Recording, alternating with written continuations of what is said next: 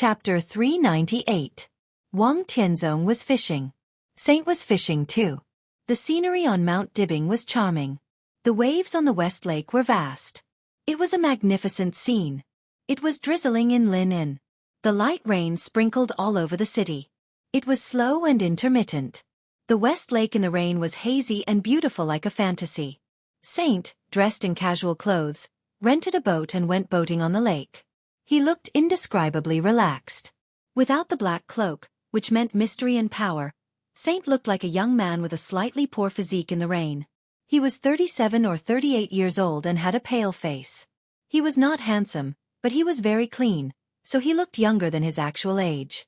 The rain in Lin, and seemed to weaken his sword intent. Saint, who was shrouded by the sword intent at any time, looked extremely soft at this time, without any fierceness before.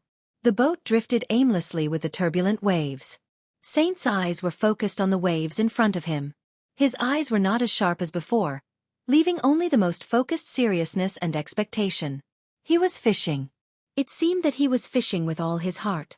Such a saint was focused and soft. But he was extremely focused and terrifying. A phone rang abruptly. Saint frowned, took out the phone, looked at the number, and said helplessly, "You scared away my fish."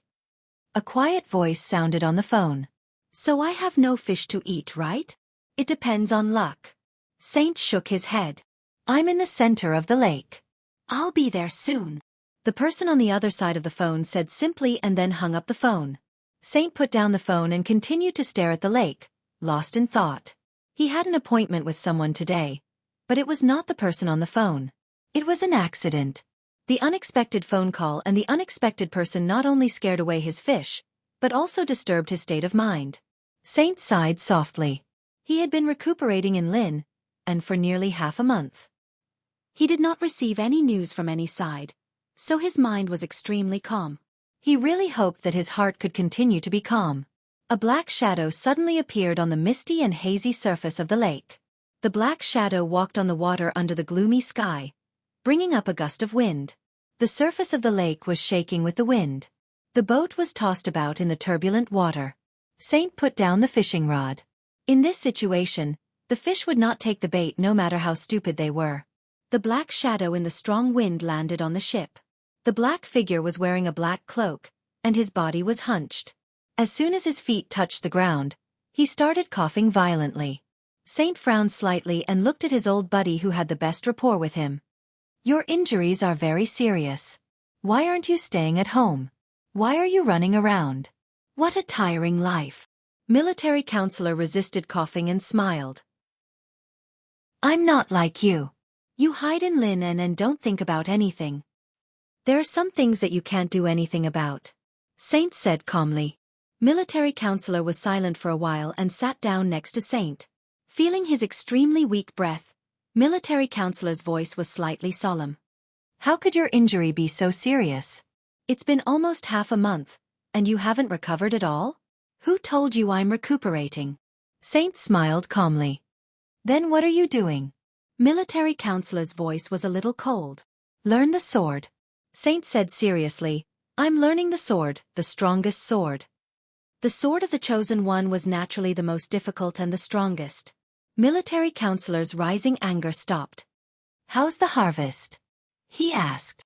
"Difficult." Saint shook his head. Military counselor didn't speak for a while. The water calmed down again. The boat continued to float on the lake. Saint's palm suddenly lifted up. A big fat fish fell on the boat under the guidance of the fishing rod. Military counselor still didn't speak. Saint ignored him. He skillfully killed the fish, peeled off the scales, and removed the internal organs. There were some simple seasonings on it. Cumin chili. Saint smeared the seasonings on the fish. A weak but blazing flame ignited in his palm. It was very fast to grill fish by hand, and the temperature could be controlled at will. The fish was soon cooked. Saint gave half to military counselor. The two of them ate the fish in silence. The fish was grilled until it was crispy on the outside and tender on the inside, and the seasoning was just right. But the taste was average. Eastern Europe is very chaotic. The two threw the fish bones into the lake without public morality. Military counselor's hands flashed with ice. The ice turned into water and washed the oil stains in his hands. Military Counselor said, "Oh, are you really not going to do anything?" Military Counselor looked at Saint, who was calm and focused, and asked, "What can we do in our current state?" Saint asked back. He was telling the truth. In the Battle of Mount Dibbing, the 10 thunder-shocking realm experts of the Purgatory of Heaven capital and the Earth Supermaster of Samsara faced an expert at the peak of the Invincible Realm. Although the state of that expert at the peak of the Invincible Realm was a little special. But the sword intent that reached the peak of the Invincible Realm did not weaken at all. Under that sword strike, not to mention the 10 thunder-shocking realm experts of the Purgatory of Heaven capital, even the general and duke who had vaguely surpassed the peak of the thunder-shocking realm almost died on the spot. If Military Counselor and Saint hadn't reacted quickly, they would also have died there. Or if Summer Solstice could continue to make another sword strike, the result would still be the same. Military Counselor and Saint worked together to avoid the strongest sword intent at that time, but they were seriously injured and couldn't do anything in a short time. In their current state, going to Snow Country was completely courting death. Their role was even less than that of an elite of the fire-flaming realm. Military Counselor was silent. His aura was chaotic, and he seemed a little agitated. In her plan, we wouldn't have appeared on the battlefield in Eastern Europe. Saint said, "It's just that she's too confident and always thinks that she can control everything. But in the real chaos, everyone adapts to the situation. Who can really control everything? I'm here to discuss with you. Do you want me to do something?" Military Counselor said. He was different from Saint. Different paths, different positions, and different responsibilities. Now he was also seriously injured. But even if Military Counselor was seriously injured, he could also do a lot of things. If you're not afraid of being exposed, you can do whatever you want. Saint said lightly, "As long as you can bear the consequences, if you expose your plan for so many years, how do you think the boss will thank you?" Military Counselor smiled bitterly. He also understood what Qin Weibai meant. Although Samsara's foundation was insufficient, it was not really weak to the point that no one could use it. In fact, in detail, when they went to Mount Dibbing to besiege Summer Solstice, it was not necessary for him and Saint to go. Even Duke and Azura did not need to go. It was nothing more than sending some more people. The Purgatory of Heaven capital could squander 10 experts of the thunder-shocking realm. The Samsara Palace could also do the same if they gritted their teeth. But in the end, Qin Weibai chose the 4 strongest combat forces among the 12 supermasters of Samsara, in order to prevent them from participating in the following chaos in Eastern Europe. However, now the largest group of elites of the Samsara Palace hidden in Eastern Europe had almost been wiped out, and the Samsara Palace had suffered heavy losses. Qin Weibai's plan would definitely be affected. Under such circumstances, could the trial in Eastern Europe continue? "As long as you're calm," Saint said. "The boss has the one from the Lin clan with him now. It's not a big problem." "But she's asking for death," Military Counselor said in a deep voice. Saint fell silent, as if he did not know what to say. "Why?" Military Counselor asked. This question was very interesting. In any case, Military Counselor could not figure out why Qin Weibai would take the initiative to seek death. He knew that Qin Weibai was facing the tribulation for Li Tianlan. But seeking death and certain death were two completely different concepts. One was active, and the other was passive. Military Counselor did not know why. But he believed that Saint knew. Saint also called Qin Weibai boss. But the two had no real relationship of subordination. This was different from any other heavenly kings in Samsara. Most of the time, the two seemed to be cooperating. "She can't get over it." "Why?" Saint sighed softly. When it came to this topic, there was an unconcealable tiredness in his tone. "We can't stop her decision. But as far as I know, this matter is not without a turning point," he said softly. "So, as long as you're calm." "Your heart is calm enough." Military Counselor sneered, as if he wanted to vent his inner irritation on Saint. Saint shook his head, not knowing whether to laugh or cry. "I have to be calm." His tone was soft. "Only with a calm heart can I break through. In my current state, it's useless to go to Eastern Europe. But if I'm lucky enough to break through to the Invincible Realm in the near future, I can increase the boss's chances of survival. If I can enter the Invincible Realm, my sword intent should be able to fit with the strongest sword, Military counselor raised his head and looked at Saint. Will you enter the invincible realm? Sooner or later, Saint said. How sure are you to break through before the chaos in Eastern Europe ends? Military counselor asked. Now it seems that, Saint thought for a moment and told the truth, I'm not sure at all. Military counselor's anger began to rise again. With his relationship with Saint, Saint would not lie to him. If he was not sure at all, what was the difference between that and not being able to break through at all for the time being? You need to calm down, Saint said. Now you're going to lose your mind. Military counselor's anger stopped. I can't calm down, he said. The wind and rain by the lake fell on her black cloak, and it was cold. Military counselor laughed at himself. I've seen too many ungrateful things over the years. Do you know what I'm thinking? Saint was a little confused. Except for a few really cruel and unscrupulous people, the kindness that can be forgotten is not heavy enough. Military counselor said softly, Brother, if it weren't for her, I don't know what I would be like now. How can I forget this kind of kindness? How can I calm down? Saint lost his voice for a moment and then said blandly, Loyalty can make people crazy, but it can also make people rational. What's your choice? Loyalty was crazy. So was rationality. The latter was more in line with her requirements. The answer was very clear, very obvious, but also very bitter. It was also the answer that military counselor didn't want to face the most. What are you doing in Lin-en? Saint asked. I'm looking for someone. Military counselor said sullenly, I'm going to Tiannan next. Tiannan? Saint hesitated for a moment. It's just a layout. It's no big deal. Saint nodded. Tiannan was a special and sensitive place. If it was operated well, it would be a veritable foundation of an emperor. And that land, to some extent, was the foundation that Samsara Palace had specially opened up for Li Tianlan with the help of various forces. Now everything was developing very smoothly. After the chaos in Eastern Europe was over, Li Tianlan and the East Emperor Palace would officially rise there. Samsara Palace naturally couldn't give up easily. No matter what happened, they couldn't give up. Qin Weibai kept them in Jianghu state and didn't let them participate in the chaos in Eastern Europe. It was not because they couldn't play a role in the chaos in Eastern Europe, nor because it was dangerous, but because they could play a greater role in Jianghu state. In that case, you should leave early, Saint said calmly. With a shake of his wrist, another fish was pulled out of the water by him. It was slightly smaller than the previous one, but it still weighed 2 or 3 pounds. Another fish. Military counselor looked at the water and said, I have an appointment. Saint shook his head. They should be here soon. So this isn't a treat for me? Saint pointed to the fish on the deck. If you don't leave, it won't be a fish but a sword that will serve you.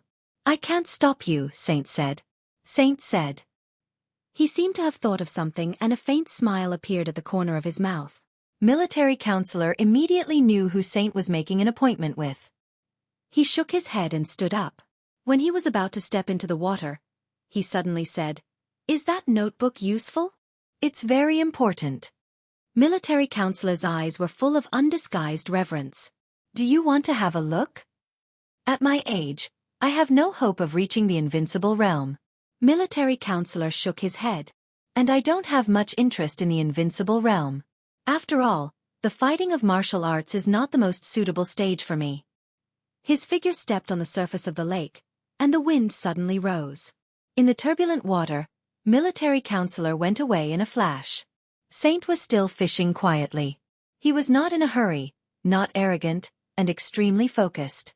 The rain in West Lake gradually became heavier. The fog on the lake gradually became heavier. 2 people in white robes walked out from a vast expanse of white fog. They were a man and a woman, both carrying long swords. Both of them were about 40 years old. The man was slightly shorter, more than 7 meters tall, but his appearance was extremely outstanding. He was dressed in white and had white hair. His face was like a jade crown. This was a man who was extremely introverted. He did not show any sword intent or aura. The deepest impression he gave people was his smile, eyes, and the corners of his mouth. His whole body seemed to be smiling, and his smile was bright and even bright. The woman, on the other hand, was extremely tall. A conservative estimate would put her at 1.75 meters tall. Her black, soft, long hair almost reached her waist. Her face was undoubtedly extremely beautiful. She had a standard oval face, delicate and soft facial features, but this kind of beauty was extremely strange. Just like a woman without any temperament. She was not delicate, not cold, not charming, not calm, not coquettish. Her body did not have any temperament, so her absolute beauty looked extremely fragile. The man and woman in white calmly stepped across the lake and walked onto the boat under Saint. There was only one fish on the boat, and it was lonely. The man in white, whose eyebrows seemed to be smiling, chuckled and said in a mellow voice, "This craftsmanship is too bad. A fish, and it's so small. It's not enough to eat. Here comes the second one." Saint chuckled, and a big fish of 4 or 5 kilograms was thrown out of the lake by him. A sword in tent appeared in the air. There was only one sword in tent, but it was flying in the air with 2 completely different artistic conceptions. The big fish that Saint pulled up was still in the air. The scales, blood, and internal organs had begun to peel off in the rotation. When the big fish fell on the boat, it had become extremely clean. The man in white whistled and laughed happily. "One more," he said. "It's almost done." Saint smiled. He held the fishing rod in his hand casually and said calmly, "Has Tianlon looked for you? My level is not high enough." The man in white chuckled. "He didn't look for me, but he looked for second sister. Second sister pulled me here. I'm an idler. Anyway, I have nothing to do. It's good to wander around in Eastern Europe." "Wander around?" Saint smiled and said, "You'll die." "How could it be?" The man in white's smile remained unchanged. "You didn't say anything, but second sister dragged me here. Little junior brother has sent me more than 500 text messages and bombarded me with phone calls these days. I have to go. Besides, you are not here. What's the point of staying on the mountain?" The long-haired woman who had been silent smiled gently. She was originally a clean woman without any temperament, but as she smiled, her entire person gained an incomparably moving charm. That kind of charm was faintly discernible, but for a moment, it was enough to make the mountains and rivers pale in comparison. Saint glanced at her and said with a chuckle, "How many people are you going to bring?" "I can't bring many people. About 80 to 100 are the real elites," the woman said.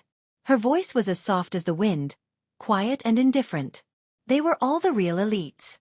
In their eyes, the real elites could not be like the Wang family of Beihai, whose average strength was at the peak of the fire-flaming realm. But if 80 to 100 people were selected, at least more than half of them would enter the fire-flaming realm. Saint nodded and did not express any opinion. He just said casually, "Don't transfer people from my place. They are all my and Chongyang's people." The woman's voice was calm. Saint agreed and said with a smile, "The snow dance corps is good." It basically gathered the strongest lineup of the Dongqing clan, Sai City, and Jade Pool. If the Shadow Sect is smart enough, it will also participate. "What's your job arrangement?" "No job." The man in white shook his head. "We thought it was troublesome. At first, we said that we would nominate me to be the chief of staff of the Snowdance Corps, but I wanted that position. Second sister is lazy, so it's not easy to arrange our own people. So I declined the position of chief of staff.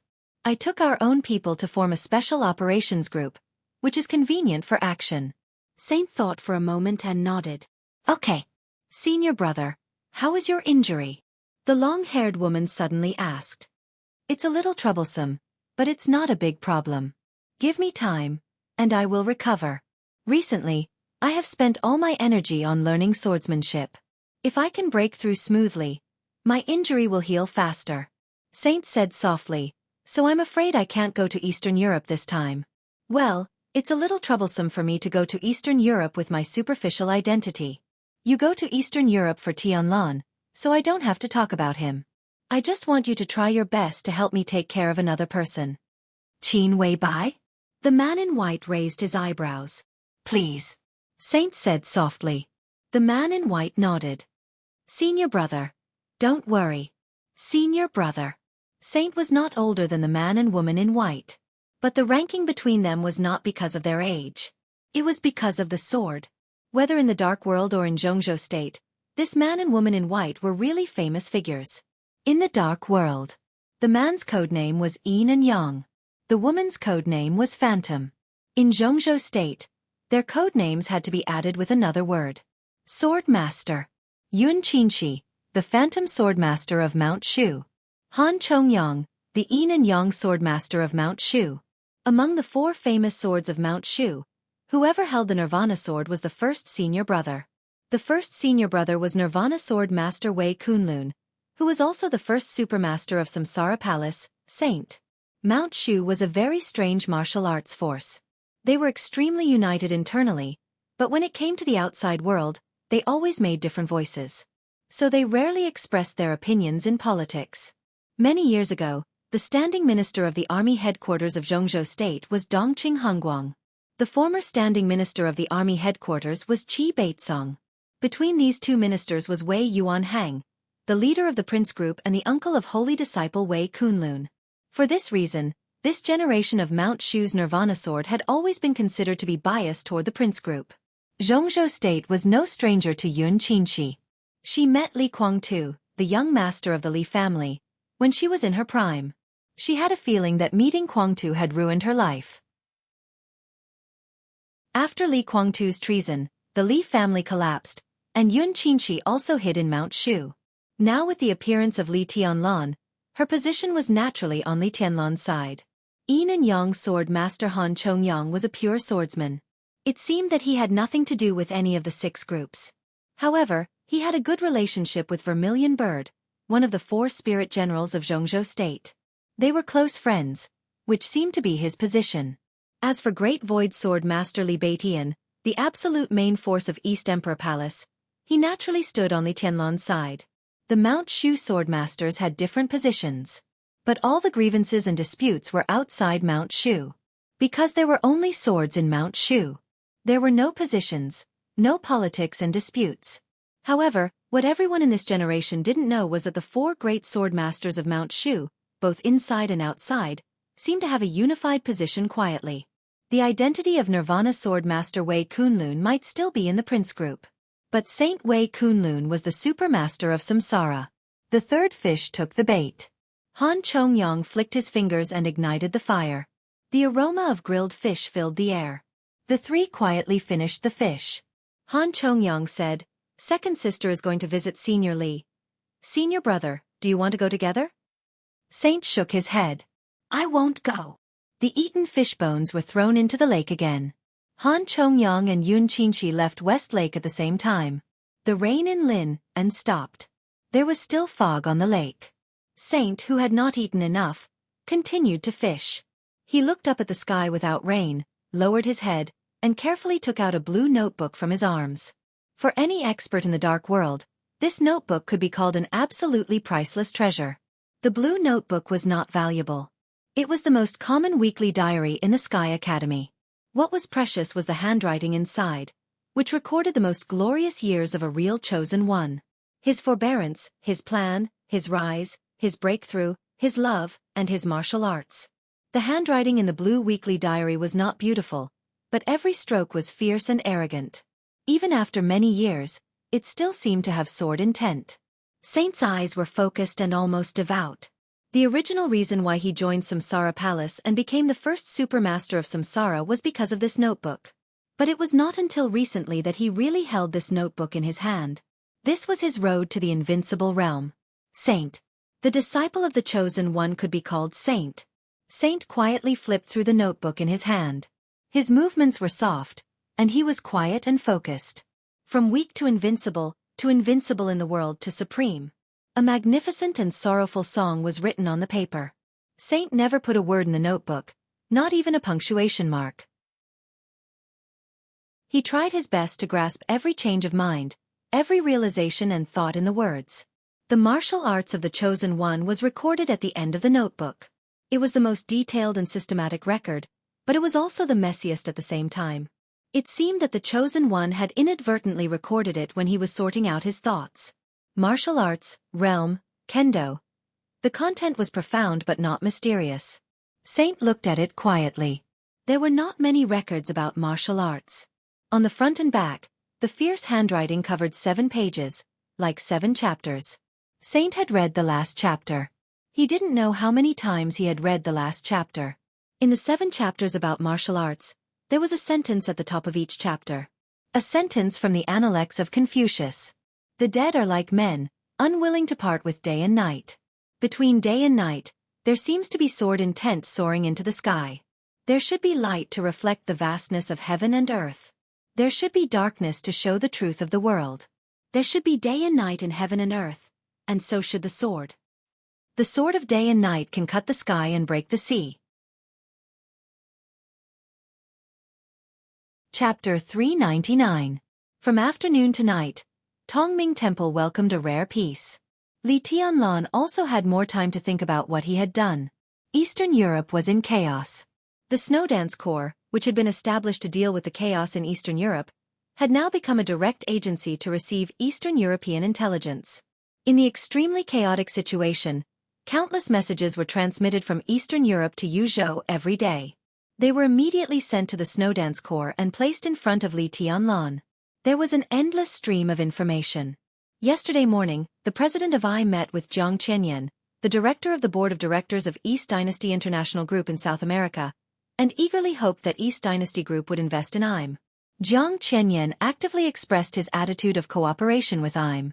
The two sides talked for more than 2 hours and successfully finalized the first phase of investment of about $8 billion. Yesterday afternoon, the Morton family, a wealthy family in Eastern Europe, had a friendly meeting with Cass Rotter, the president of the Men in Black from Star State. Early this morning, the Deputy Prime Minister of Snow Country made an appointment with Grand Duke Irene King Tong Wang Rothschild, the Queen of Shadows of Europe. It was said that the Rothschild family was likely to invest in the 6 major banks of Snow Country in the near future. At noon today, Patriarch Igor, one of the 4 patriarchs of the Eastern Orthodox Church in Eastern Europe, was attacked by an unknown force when he was holding a coming-of-age ceremony for the young master of the wealthy family, Vasily. In less than 2 hours, the Cardinal Archbishop of the Vatican, Brian, was invited to Snow Country. The young master of the Vasily family publicly announced that Brian was his godfather, and he would receive blessings from the European Holy Land. Each piece of intelligence indicated that the situation in Eastern Europe was constantly changing. However, no one would know whether this change was good or bad until the final result was obtained. However, what was certain was that the various wealthy families and countries in Eastern Europe had become the targets of the superpowers that had entered Eastern Europe. Conversely, the various superpowers were also the targets of the local forces in Eastern Europe. So Jianghu state was in a hurry. Because in a sense, before Li Tianlan entered Eastern Europe, Jianghu state had always been outside the game. Jianghu state used a few days to form the Snowdance Corps. It seemed like a child's play, but in fact, no one was willing to give up the interests of Eastern Europe. Li Tianlan moved very quickly. It took him just 2 days to finalize the final list of the Snowdance Corps. Now the list had been brought to the army headquarters in Kunlun City by Fang Wenxi, the minister of the General Political Department of Jianghu State. While waiting for the result in silence, Li Tianlan could think about whether there were any omissions on the list. The list had already been taken away by Fang Wenxi. But Li Tianlan still had a copy. Li Tianlan spent the whole afternoon studying the list in his hand. He could feel that Jianghu State did not want to give up the interests of Eastern Europe in a hurry, so when determining the list, he inevitably thought about some things that were not thorough enough. Now, after looking at it in detail and carefully adjusting the positions behind several names, he suddenly felt that the list was much more pleasing to the eye. There was a knock on the door. Li Zhonghu, dressed in military uniform but without a military rank, stood at the door and scratched his head. "Your Highness, it's time to eat." More than half of the 40,000 troops of the Border Control Corps had returned to their respective stations, but more than 10,000 of the strongest people were still stationed in the Sky Academy. Some excellent officers at the middle, senior and even at the grassroots level had been transferred to Tongming Temple for a short training. The officers of the army headquarters and those of the special warfare system were all officers. They did not seem to be much different, but in many cases, they had 2 completely different ideas of doing things. Now, it was the 2 principals of the Sky Academy and the Deep Sea Academy who were training the officers in Tongming Temple. Li Zhonghu was also on the training list, but he was too lazy to receive any training. In the case that Li Tianlan had not confirmed his bodyguards and secretaries, the Major General of the Border Control Corps consciously worked as a doorman for Li Tianlan. There's no hurry to eat. Li Tianlan shook his head, handed the list in his hand to Li Zhonghu, and said softly, "Take a look." Li Zhonghu froze and walked in to take the list in his hand. Familiar names appeared in his sight one by one. He grinned from ear to ear. "Good." Li Zhonghu said with a smile, "Your Highness, if Jianghu State draws up the Snowdance Corps according to this lineup, then our words in the Snowdance Corps will carry weight." Li Tianlan smiled and said calmly, "It shouldn't be a big problem. The establishment of the Snowdance Corps would fully respect his will." This was a good thing but also not a good thing. Wang Tianzong was an ambitious man who really knew what the rules were. He forced Dongqing Wudi to sit at the gambling table, but at the same time, he also gave Dongqing Wudi hope to gamble with him. This so-called hope was the right to speak of the Snowdance Corps. Li Tianlan controlled the right to speak of the Snowdance Corps. Even if Wang Tianzong wanted to reenact the treason case more than 20 years ago, it would not be easy, and he would not do it secretly. At the very least, Li Tianlan had time to react. But similarly, if Li Tianlan fully controlled the Snowdance Corps, the treason case more than 20 years ago would be staged. Once Li Tianlan was defined as a traitor, then the Snowdance Corps, which gathered the strongest lineup of the giant group, Sai City, the Li family, Mount Shu, and Jade Pool, would also be wiped out. At that time, all the forces involved with Li Tianlan would end up extremely tragically. Therefore, the Southeast Group would certainly not object to the list of the Snowdance Corps. This was the bargaining chip that Wang Tianzong had to give to Li Tianlan. Absolutely centralized power also meant absolutely centralized main responsibility. In the chaos of Eastern Europe, Li Tianlan would either soar to the sky with the Snowdance Corps and laugh to the end, or he would fall into hell with all the forces related to him. What Li Tianlan thought most now was what Wang Tianzong would do. Or how would he replicate the treason case more than 20 years ago within the Snowdance Corps? If one wanted to speculate on Wang Tianzong's method, one must have some understanding of the treason case more than 20 years ago. Li Tianlan was now the Marshal of Jianghu State and had the authority to know about the treason case. In the past 2 days, he had also flipped through some of the materials left behind, but to no avail. It was a normal transfer of personnel, a border conflict that seemed like a coincidence, and the orders given by the higher-ups at the right time. Everything looked normal, and there was not the slightest problem. But in this kind of calm without any abnormalities, Li Guangtu's treason, the collapse of the Li family, everything became out of control in an instant. Li Tianlan knew that he couldn't find anything definite with these materials, but he didn't expect that he couldn't find any clues in these materials. Perhaps only the core figures of Kunlun City, the Prince Group, and even the Wang family of Beihai knew the real inside story. And these people were destined not to tell Li Tianlan the inside story. Li Zhonghu put the list on the desk. Li Tianlan frowned and walked to the desk. He stared at the list on the desk thoughtfully. If the treason case 20 years ago was a flawless trap, then it was now a perfect trap. Then today, more than 20 years later, in the chaos in Eastern Europe, Li Tianlan could grasp at least 2 important threads. No matter how chaotic the chaos in Eastern Europe was, if Wang Tianzong wanted to charge him with treason, the 2 people of the Snowdance Corps would play a vital role. One was the Vice Marshal of the Snowdance Corps. The other was the Supervisor of the Snowdance Corps. The 2 of them came from the Wang family of Beihai and Kunlun City respectively. They were also the only 2 important chess pieces in the Snowdance Corps that Li Tianlan couldn't control. Li Tianlan reached out and pointed at the list on the desk. Li Zhonghu walked to the water dispenser, poured a glass of water for Li Tianlan, and put it in front of him. Li Tianlan glanced at him and said with a smile, "Will the Major General of the Border Control Corps shorten his life by serving tea and water?" "That's not possible." Li Zhonghu chuckled and said, "I was a bodyguard for Marshal Dongqing.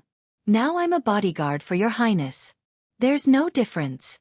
Your Highness, why don't you mention it to your superiors? I don't want to be a damn division commander. How about I be the commander of your bodyguard company? Old Li doesn't look ugly, and his strength is passable. It's not shameful to take him with me." "It's not shameful." Li Tianlan laughed and said, "But I'm not qualified to take a general with real power as a bodyguard." "You're the most qualified." Li Zhonghu said disapprovingly. At the peak of the Li family, there were sacred bodyguards around every highness of the Li family.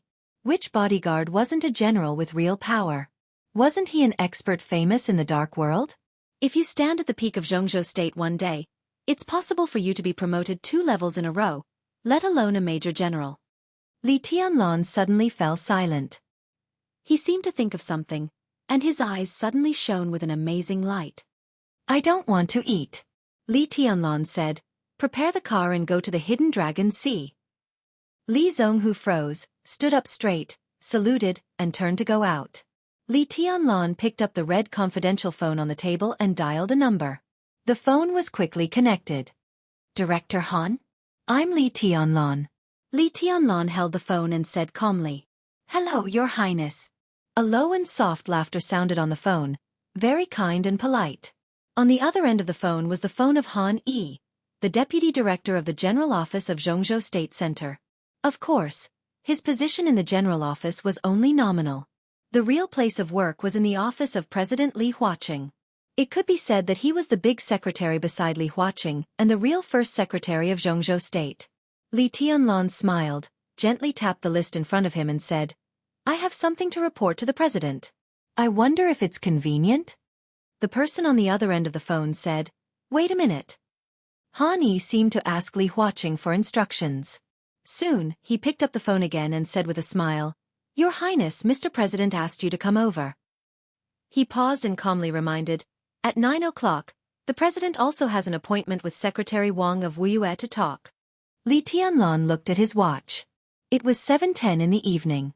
Based on the current road conditions in Yuzhou, he would have more than an hour to report his work before Li Huaqing met Wang Qinglei of Wuxia when he arrived at the Hidden Dragon Sea. Li Tianlan said thank you, hung up the phone, and turned to walk out of the office. Li Zhonghu had prepared the car and personally acted as the driver. The car drove at a constant speed to the Hidden Dragon Sea. Li Tianlan sat in the back seat and opened the window. The hot summer night wind poured in and mixed with the cold air in the car. It was a little cool. Li Tianlan lit a cigarette, but his mind was clearer than ever. I thought wrong about one thing, Li Tianlan said. Li Zhonghu responded, waved his hand, and refused the cigarette that Li Tianlan handed over. His hands were on the steering wheel, meticulous. The car drove very steadily. I've been thinking about how the Wang family of Beihai and Kunlun City will deal with me. Li Tianlan smiled and said self-deprecatingly, In fact, I'm afraid, but I don't want to admit it. He always felt that he would not be afraid of anything. But since he entered Tongming Temple and put on the marshal's military uniform, he had been afraid and panicking. The discomfort of suddenly being in a high position was fear. The confusion of not knowing how the Wang family of Beihai and Kunlun City would make a move was fear. The worry of forming the Snowdance Corps but not knowing what the road ahead would be was fear.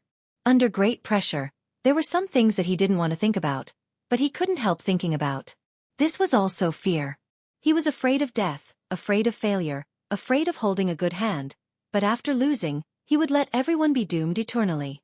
But the moment he sat in the car and left Tongming Temple, he realized that all his worries and fears were meaningless. Because it was impossible for him to know the plans of the Wang family of Beihai and Kunlun City, and it was impossible for him to influence their decisions. The only thing he could do was to control his own power and do his own thing. The chaos in Eastern Europe was an unprecedented opportunity and danger for him.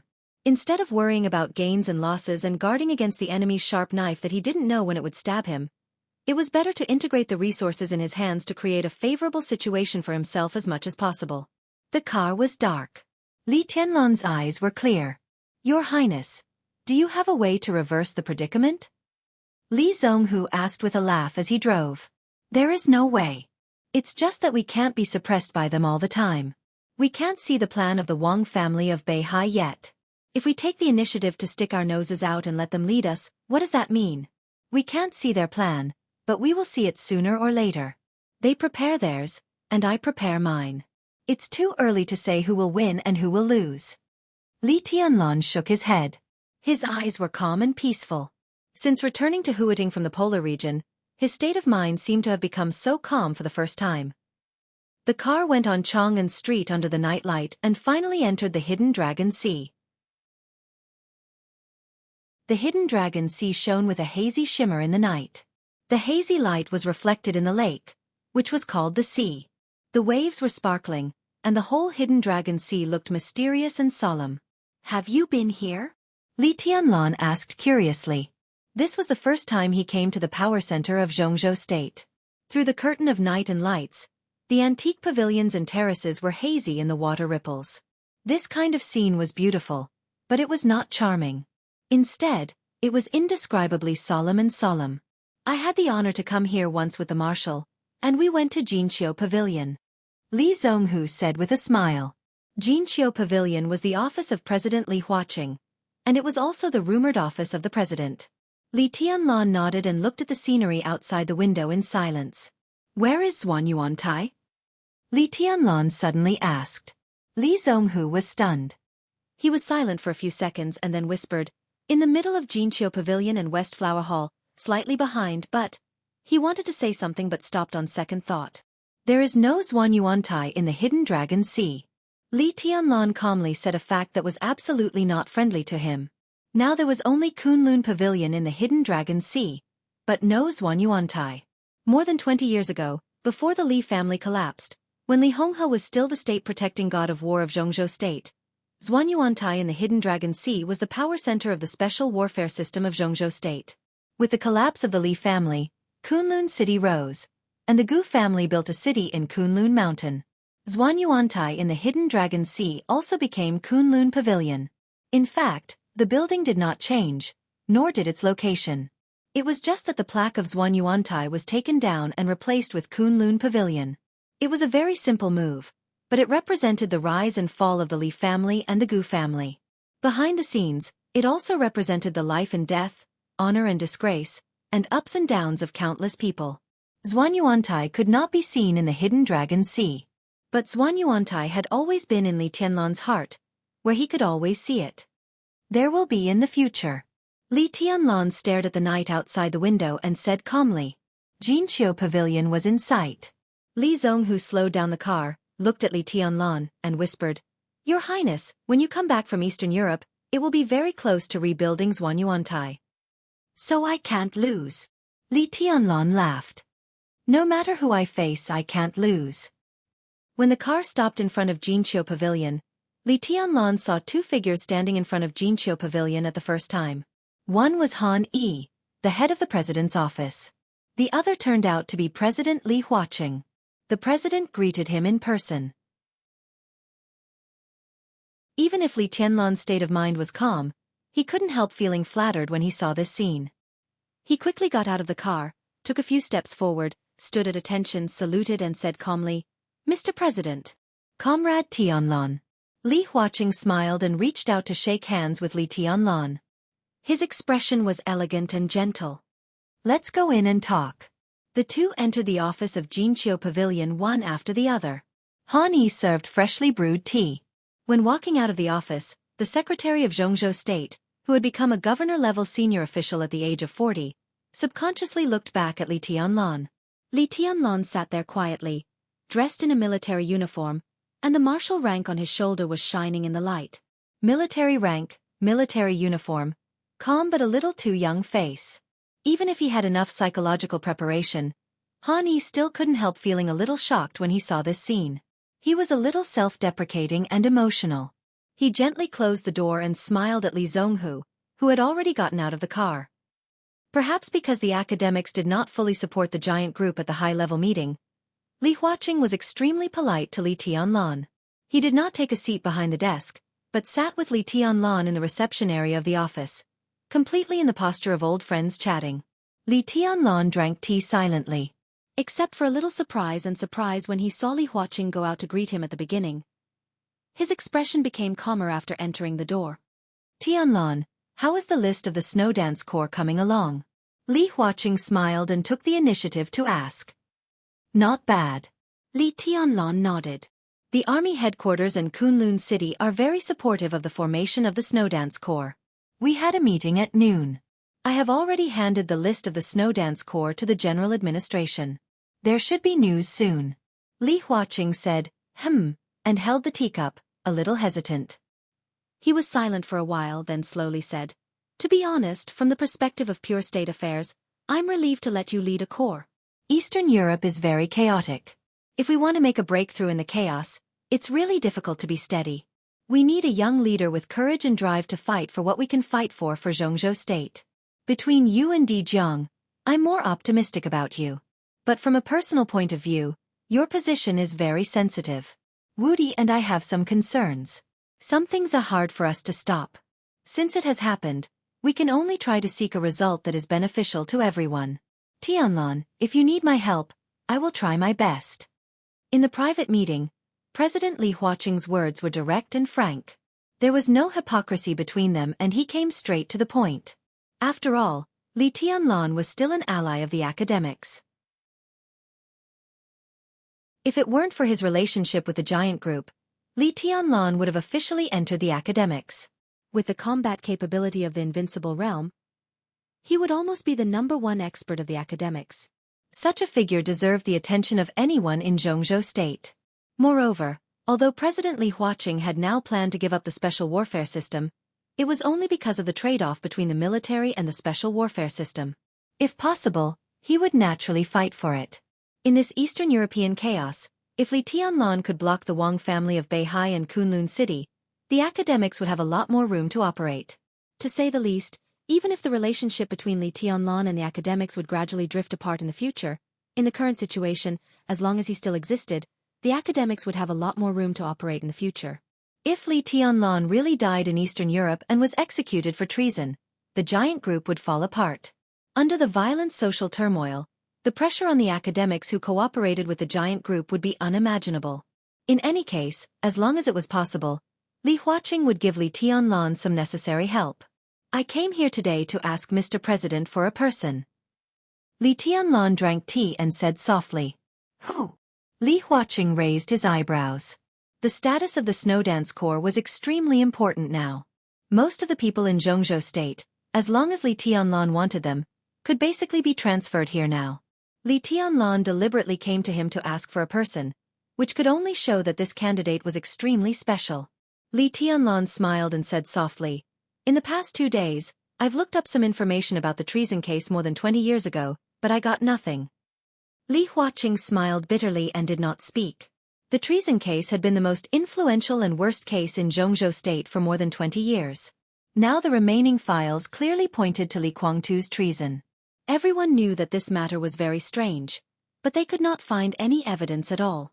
What was the use of Li Tianlan studying those materials that had been turned over? Those materials. They don't make any sense. Li Huaqing said softly. They really don't make any sense. Li Tianlan said, so I put those materials back. But I think even if the materials are meaningless, the people are always meaningful. If we can find a person who has experienced the treason case, even if we can't figure out what happened that year, we can at least reduce the probability of the treason case in Eastern Europe. A person who has experienced the treason case? Li Huaqing narrowed his eyes and looked at Li Tianlan. Who? Desert prison, fireman, Li Tianlan said calmly. The sacred god beside my grandfather. More than 20 years ago, he was the first vice-marshal of the Border Control Corps. Apart from my father, he is the most responsible person in the treason case in Jianghu state.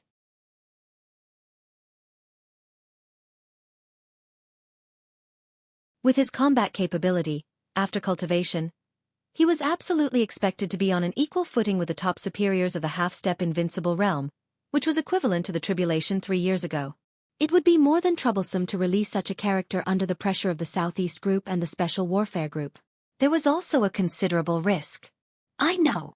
Li Tianlan's tone was calm, but there was an imperceptible sharpness in it. Please do your best, President. Li Huaqing was stunned and looked into Li Tianlan's eyes. Li Tianlan looked at Li Huaqing calmly. His eyes were firm. He knew what Li Huaqing was thinking. Li Huaqing also knew that Li Tianlan knew what he was thinking. If the giant group joined forces with the academics, it would not be difficult to get Fireman out. The key was that Li Huaqing did not want the academics to take too many risks. Fireman's identity was extremely special. Once he regained his freedom, to some extent, the distance between the academics and the giant group would be narrowed again. The chaos in Eastern Europe was extremely delicate. Because of Li Tianlan, the entire giant group was on the edge of the cliff. At this time, the academics approached the giant group, and the risk was completely visible. If Li Huaqing supported Fireman, its significance was even more important than his support for Dongqing Wudi at the high-level meeting. After all, when voting, His vote was more like a symbolic meaning and did not play any role. However, with the full support of Fireman, the full support of the giant group, and Li Tianlan, the commander of the Snowdance Corps, this resolution was likely to be passed. The practical significance of this could be said to be very great. So Li Tianlan said that he asked the president to do his best. His words were very polite, but also very strong. Wait for my news. After a long time, Li Huaqing whispered, but even if Fireman comes out, his position? Just be the captain of my bodyguards. Li Tianlan said. He won't mind. Li Huaqing nodded with a smile. The captain of the bodyguards was really not a specific job. But Li Tianlan's identity was there. The heir of the Li family. Fireman first assisted Li Honghe, then Li Guangtu, and now Li Tianlan. For the people of the Li family, this was absolutely a glory. What was there to mind? I'll arrange this. Li Huaqing seemed to think of something and made up his mind completely. Li Tianlan nodded. He looked at the time, got up, shook hands with Li Huaqing, and turned to leave. Li Huaqing personally sent him out and looked at his back as he walked towards the Audi thoughtfully. The military uniform was still the same one. It fit well. Now, it seemed that even the temperament was incomparably compatible. This young man, who was only 22 years old this year, seemed to be adapting to his role faster and faster. Li Huaqing was a little surprised by his terrifying adaptability. Li Zhonghu opened the door of the Audi for him. Li Tianlan sat in, rolled down the window, and waved to Li Huaqing. Li Huaqing also smiled and waved. The Audi left Xianxia Pavilion and went farther and farther away.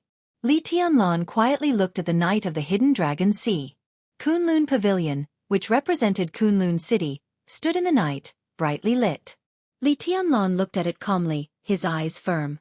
This was the first time he had asked President Li Huaqing for something as himself and also as the heir of the Li family. It was a demand, not a request. He didn't tell Dongqing Wudi in advance, nor did he discuss it with others. Now he was the youngest marshal in the special warfare system of Jianghu State. Standing in this position, he instinctively wanted to do what he felt was right. He was not being pushed to do something.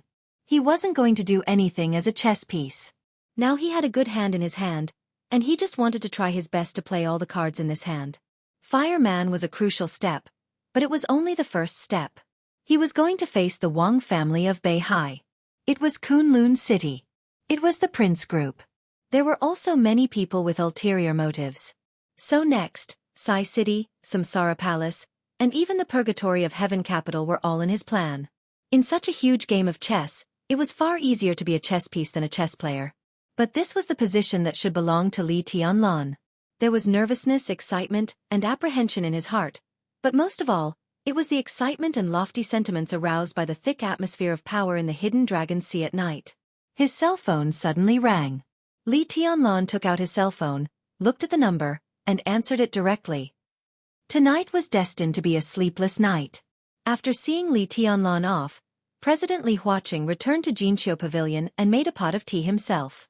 He had told his secretary, Han Yi, to cancel all the reports tonight. When Secretary Wang of Wuxia province came, he could come in directly. The smell of tea wafted in the reception area of the office. Li Huaqing quietly played with the teapot at hand. His face was hidden in the rising mist, appearing blurry and deep. Today's two meetings were unexpected. It was an accident that Li Tianlan took the initiative to find him. It was also an accident that Wang Qinglei, the top leader of Wuxia, came to find him. As the president of Jianghu State, Li Huaqing communicated frequently with the leaders of various provinces. But this time, he did not intend to communicate with Wang Qinglei. Wang Qinglei took the initiative to find him and said that he wanted to report. Li Huaqing did not know what the other party wanted to say. Time passed slowly. There was a knock on the door outside the room. Li Huaqing took a deep breath and said in a deep voice, "Come in." The door was pushed open. Wang Qinglei, a member of the Jianghu State Decision-Making Committee and the top leader of Wuxia Province, walked in slowly and shook hands with Li Huaqing with a smile. "Comrade Qinglei, sit down." Li Huaqing smiled and pointed to the sofa, his voice steady and calm. Wang Qinglei sat down with a smile, whispering, "President, I heard that Li Tianlan came just now?" This was obviously not a report, but more like a chat. Li Huaqing was not surprised. He nodded and said with a smile, "He gave me a difficult problem." Wang Qinglei's smile remained unchanged. "Fireman," Li Huaqing said. "Do you know this person? The one in the desert?" The sharpness in Wang Qinglei's eyes flashed away. He nodded and said, "I've heard of him. Tianlan wants me to get Fireman out. I support it. The case of more than 20 years ago is confusing. Specifically, Fireman's crime is not unforgivable. Tianlan now wants him to be a personal soldier by his side. In principle, I agree." Li Huaqing looked at Wang Qinglei with burning eyes and said, "Comrade Qinglei, what do you think?" Wang Qinglei was one of the leaders of the Southeast Group. When Li Tianlan was appointed as the commander of the Snowdance Corps, he voted in favor. But this did not mean that he and Wang Tianzong would really be of one mind. If the Wang family of Beihai were really united, there would be no such conversation now. "We made our position clear when we decided to restart the Snowdance Corps." Wang Qinglei pondered for a while and said with a chuckle, "The list of the Snowdance Corps was prepared by the commander. This is not empty talk. Since His Highness wants a personal soldier, if we don't agree, won't it seem that we are deliberately embarrassing him? At that time, Minister Dongqing will hit the table again." Li Huaqing laughed and nodded. "I think so too. Qinglei, on this matter, we have the same opinion." From Comrade Qinglei to Qinglei. It was just a change of address, but the atmosphere in the office had a subtle change. Wang Qinglei picked up the teacup, took a sip of tea, and said softly, "President, I came here this time mainly to report to you the situation of the overlapping posts of the supervisory and organizational departments in Wuxia. Both the supervisory and organizational departments are the top priorities. I hope to do a pilot in Wuxia. The specific documents will be submitted to you in a few days, and I hope to get your support." Li Huaqing said calmly, "I've heard of this. Qinglei, it's a big deal." "It's just an attempt." Wang Qinglei chuckled. "The cause of our party is getting better and better in useful attempts." Li Huaqing thought for a while, nodded, and said thoughtfully, "But if this pilot is passed, I'm afraid it will be difficult to see results in a short time. It will take time." "Indeed." Wang Qinglei nodded and said meaningfully, "Wuxia needs time. I need time. President, don't you need time?" Li Huaqing's expression changed slightly, and he glanced at Wang Qinglei intentionally or unintentionally. Of course, he needed time, and he needed time more than anyone else. His term of office still had more than 3 years. In these 3 years, he must arrange a future for the academics. At present, it could be said that it was extremely difficult for him to achieve his goal. Time was of the essence for Li Huaqing. Qinglei's words seemed to mean something. Li Huaqing rubbed his hair with his palm and said calmly, "I'm telling the truth." Wang Qinglei smiled, looked at Li Huaqing, and said softly, "Mr. President, we all need time. You give me the time I need, and I can naturally give you the time you need." He looked at Li Huaqing calmly, smiled, and asked a question that was almost fatally tempting to Li Huaqing. "Mr. President, do you want to be re-elected again?" Genius 1 Second Remember website. Mobile version, M. Chapter 401. Li Tianlan came to Green Mountain as fast as he could. It was Dongqing Wudi who called him. Minister Fang Wenxi had submitted the list of the Snowdance Corps to the Army headquarters and Kunlun City. Dongqing Wudi held another meeting in the Army headquarters building. The Army of Jianghu State and Kunlun City passed the list, reported it to the office of the President and the Cabinet, and then conveyed it to the decision-making committee, and then immediately issued a transfer order. In addition to informing Li Tianlan of the results of the meeting on the phone, Dongqing Wudi also told Li Tianlan a piece of unexpected news. Li Honghe arrived in Yuzhou and was now living in the Bai family's manor. The Hidden Dragon Sea was not far from Green Mountain. In less than 40 minutes, Li Tianlan's Audi had reached Green Mountain and slowly drove into the Bai family's manor. Dongqing Rushi had arrived in Yuzhou from Huiting and was waiting in front of the main villa. Seeing Li Tianlan get out of the car, she gently jumped down the steps and almost jumped into Li Tianlan's arms. Li Tianlan reached out to hold her and said, "Why are you so happy?" "I heard that you're a marshal." "Of course I'm happy," Dongqing Rushi said softly. Dongqing Rushi said softly. She was wearing a long red dress, and her black hair was dancing in the wind.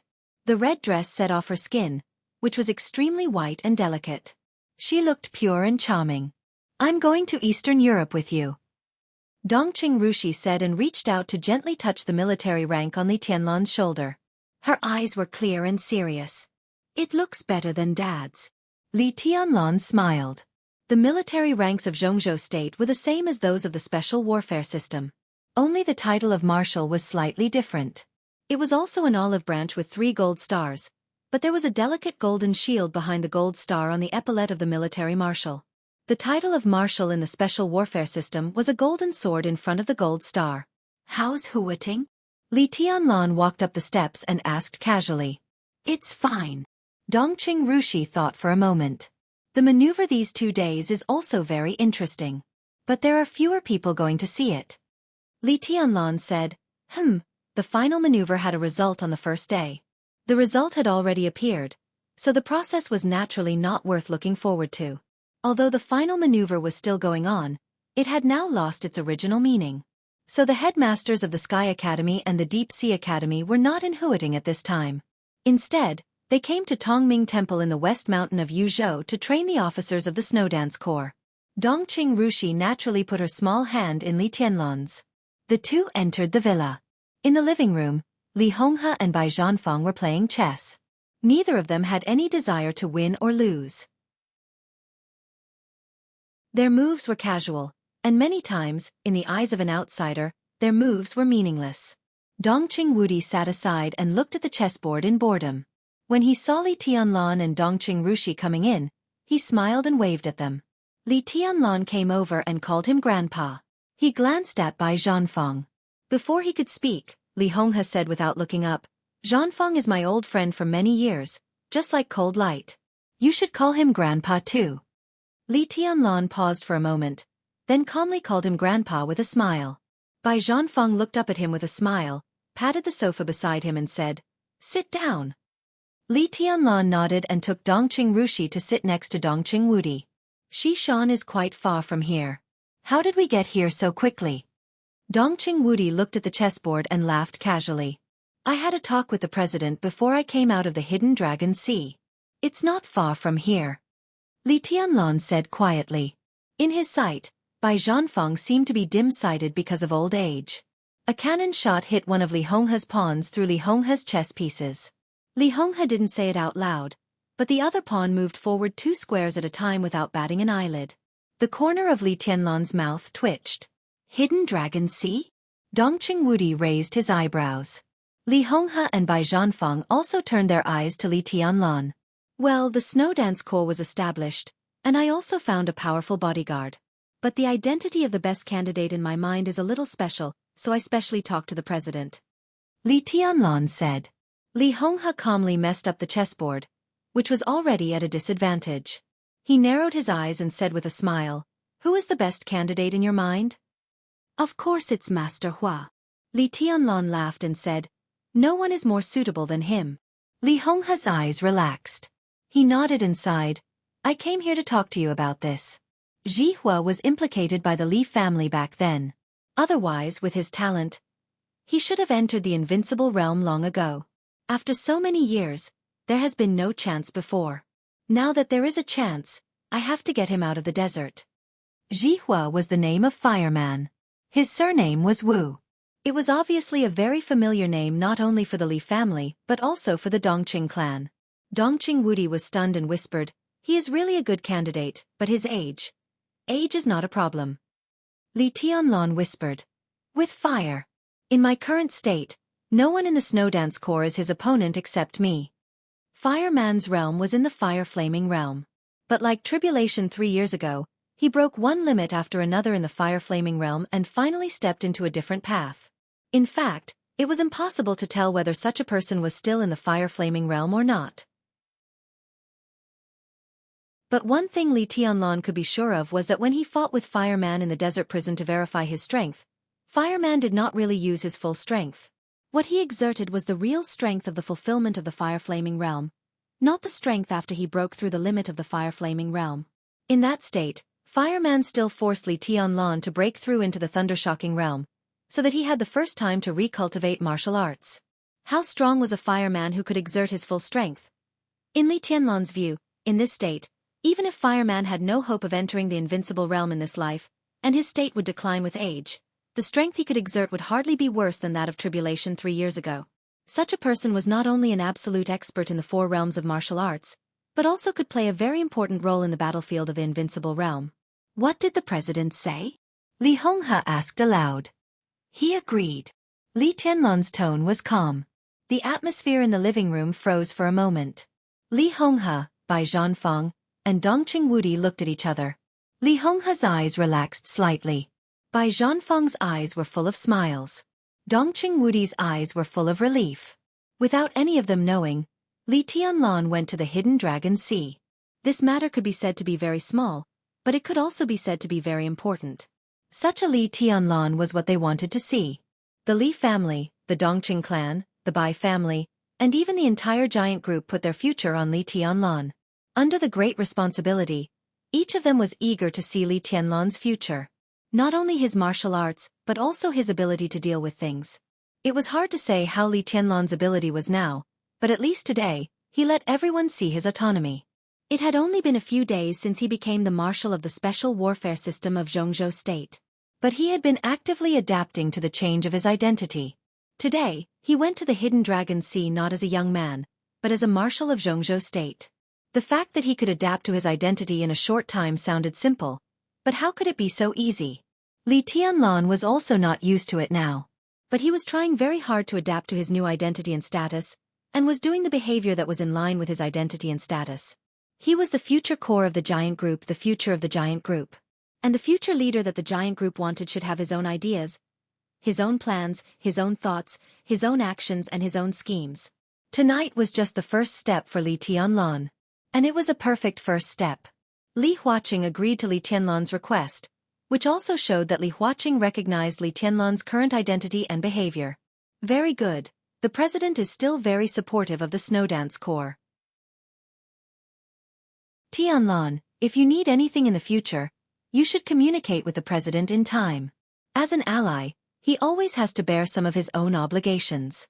Dongqing Wudi chuckled, took out a cigarette, and handed it to Li Tianlan. Li Tianlan nodded, took the cigarette, and lit it. What are you talking about? A soft voice suddenly sounded. In the sound of soft footsteps, Bai Qingqian came over with a plate of fruit and put it on the tea table. Ma. Dongqing Rushi stood up and called her in a crisp voice. Bai Qingqian smiled and touched Dongqing Rushi's head, but she looked at Li Tianlan. Although she was at home, this extraordinary woman, who was very famous in the political circle of Jianghu state, was also dressed in formal clothes. She was charming, and her whole body was full of an indescribable grace and elegance. Li Tianlan stood up subconsciously. He, who was calm just now, instinctively reached out and scratched his head, looking a little silly. Dongqing Rushi laughed out loud. But except for her, everyone, including Li Honghe, had a complicated look in their eyes. Eat more fruit and smoke less. It's bad for your health. Bai Qingqian looked at Li Tianlan, and her voice was soft and gentle. Li Tianlan said yes, but he didn't know what to say. This was the second time he saw Bai Qingqian. But just like the first time he saw her, it was hard for Li Tianlan to describe his feelings. His perception, which was almost close to the peak of the invincible realm, was completely confused under her eyes. This feeling was not panic, but an instinctive but somewhat inexplicable feeling of wanting to be close to her. This feeling might come from her eyes, or it might be something else. Li Tianlan couldn't tell. He just felt that this feeling was very strange, so it made him very uncomfortable. This military uniform suits you very well, Bai Qingqian said softly. She was very close to Dongqing Rushi, and Dongqing Rushi was very close to Li Tianlan, so he couldn't help but feel natural. Bai Qingqian raised her hand and touched Li Tianlan's head. She said softly, "How do you feel now that you're a marshal? Are you tired?" Li Tianlan's body was completely stiff. Bai Qingqian's hand was very gentle. But Li Tianlan's body was as stiff as a stone. "I'm fine." His voice seemed to be a little frozen, so it sounded a little strange. Bai Qingqian's eyes shook violently. She took a step forward subconsciously, and then she seemed to realize something, so she put down her palm. Don't be too stressed. She smiled and seemed to want to say something, but when the words were on the tip of her tongue, she said, "You guys talk first." It seemed that there were thousands of words that she didn't know where to start. Finally, they were all hidden in her eyes. Bai Qingqian gently turned and went upstairs. Li Tianlan sat down again. Bai Qingqian stood in front of the railing on the second floor and stared at the hall. Li Tianlan, who had already sat down, raised his head subconsciously. The two of them looked at each other for a moment, and Bai Qingqian had already turned and entered the room. She wore a formal suit at home because she was about to leave and return to Guangdong. On the first day Li Tianlan came to Yuzhou, she had already put down a lot of official business in Guangdong and returned to Yuzhou. She wanted to see Li Tianlan, but she didn't want to disturb him. Until today, until now. She waited for Li Tianlan's arrival. But she just took a look at him. Just to take a look at him.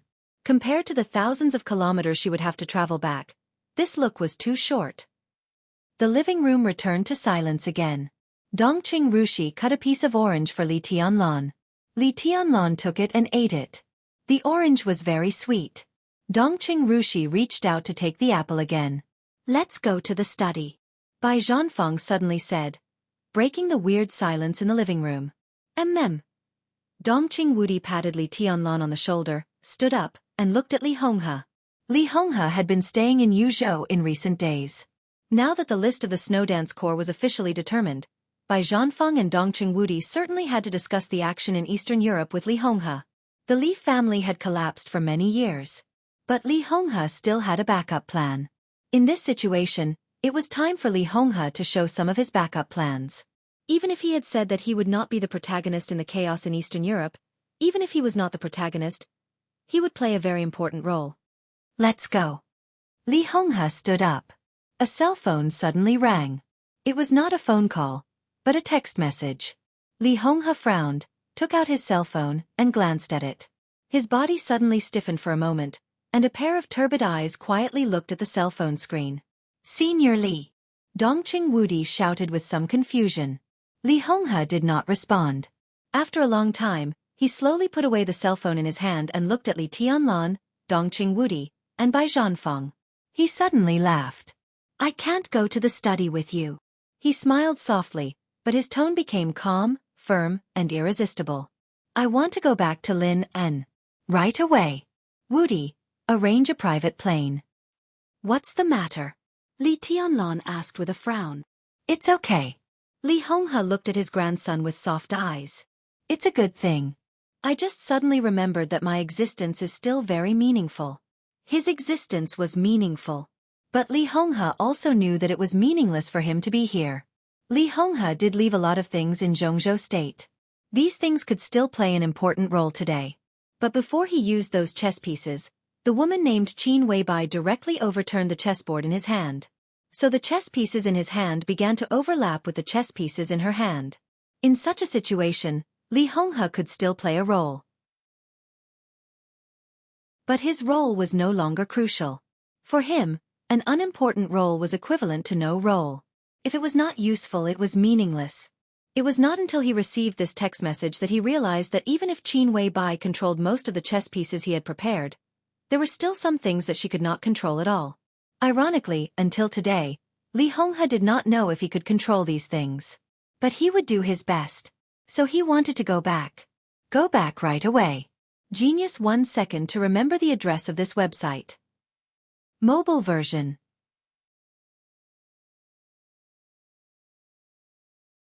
Chapter 402. Bai Zhanfeng personally saw Li Honghe out of the villa. The Bai family's manor was huge. The helicopter arranged by Dongqing Wudi had stopped on the lawn in front of the villa when they walked out. The helicopter flew straight to the airport. During this time, the airport would temporarily open a military route. In about 2 hours, Li Honghe would arrive in Lin En. In addition to Li Honghe, there was another passenger on the helicopter. Bai Qingqian. She also had to go to the airport and fly directly to Kanto. The two of them happened to have a smooth journey, so they traveled together. No one knew what was written in the text message that Li Honghe received. But everyone could feel the anxiety and graveness in his eyes, as well as the unconcealable thoughts and doubts. In Li Tianlan's memory, He seemed to have never seen Li Honghe in this state. He was sure that something had happened, but he wasn't sure what. Everything in Lin and was stable at present. Although Lonely Mountain had disappeared, the Ministry of Supervision had begun to rebuild on the ruins of Lonely Mountain. Li Tianlan really couldn't think of anything that would happen in Lin, and that required Li Honghe to rush back immediately. Grandpa, I'll go with you, Li Tianlan said calmly. It was not a question, but a statement. On Lonely Mountain more than half a month ago, Li Honghe took Wang Tianzong's sword. No one in the entire dark world could escape unscathed from the Sword Emperor's peak sword intent. Li Honghe had also been beaten down to the Invincible Realm and was seriously injured. Today, it could be said that there were no Invincible Realm experts in the Li family. Only Li Tianlan, an Invincible Realm expert, could support them. If something really happened, he had to go back. You stay. Li Honghe glanced at him. His tone was calm and indifferent. Li Tianlan became more and more puzzled. He looked at Li Honghe and said nothing. Actually, it's nothing serious. Li Honghe was silent for a while and smiled. I'm just a little sensitive. His eyes fell on by Zhanfeng and Dongqing Wudi, and he said calmly, I know what you mean. The chaos in Eastern Europe this time was beyond my expectations, but it was in someone's plan. In the long run, it was like a game of chess with many parties. No matter how the chess game developed, it would eventually usher in a new era. I have chess pieces in my hands, but I don't have the qualifications to sit in front of the chessboard and play. At most, I can only play a small role. But if this chess piece falls into someone else's hands, it might be even more useful. So there's no point in me staying here. Then why are you in such a hurry to return? Bai Zhanfeng looked at Li Honghe, and his tone was unusually calm. Dongqing Wudi heard something else and asked. Li Tianlan also heard something else from this calmness. He turned to look at Bai Zhanfeng. Bai Zhanfeng was looking at Li Honghe.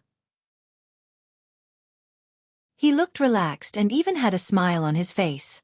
The oldest member of the decision-making committee in Jianghu State was not outstanding in appearance. He had dark skin and an ordinary face. As he grew older, there were more wrinkles on his face. His body was a little stooped, and he looked like an old farmer who had spent his whole life facing the yellow soil. When he smiled, he looked very honest and gentle. But at this moment, his eyes were clear, and there was an indescribable vigilance in them. Li Tianlan frowned. Because someone has arrived in Lin N. Li Honghe chuckled and said, I'm no longer qualified to participate in the chess game in Eastern Europe. When I go back, I want to meet someone who is truly qualified to play chess. The general situation in Eastern Europe was chaotic, and the chess game was naturally chaotic.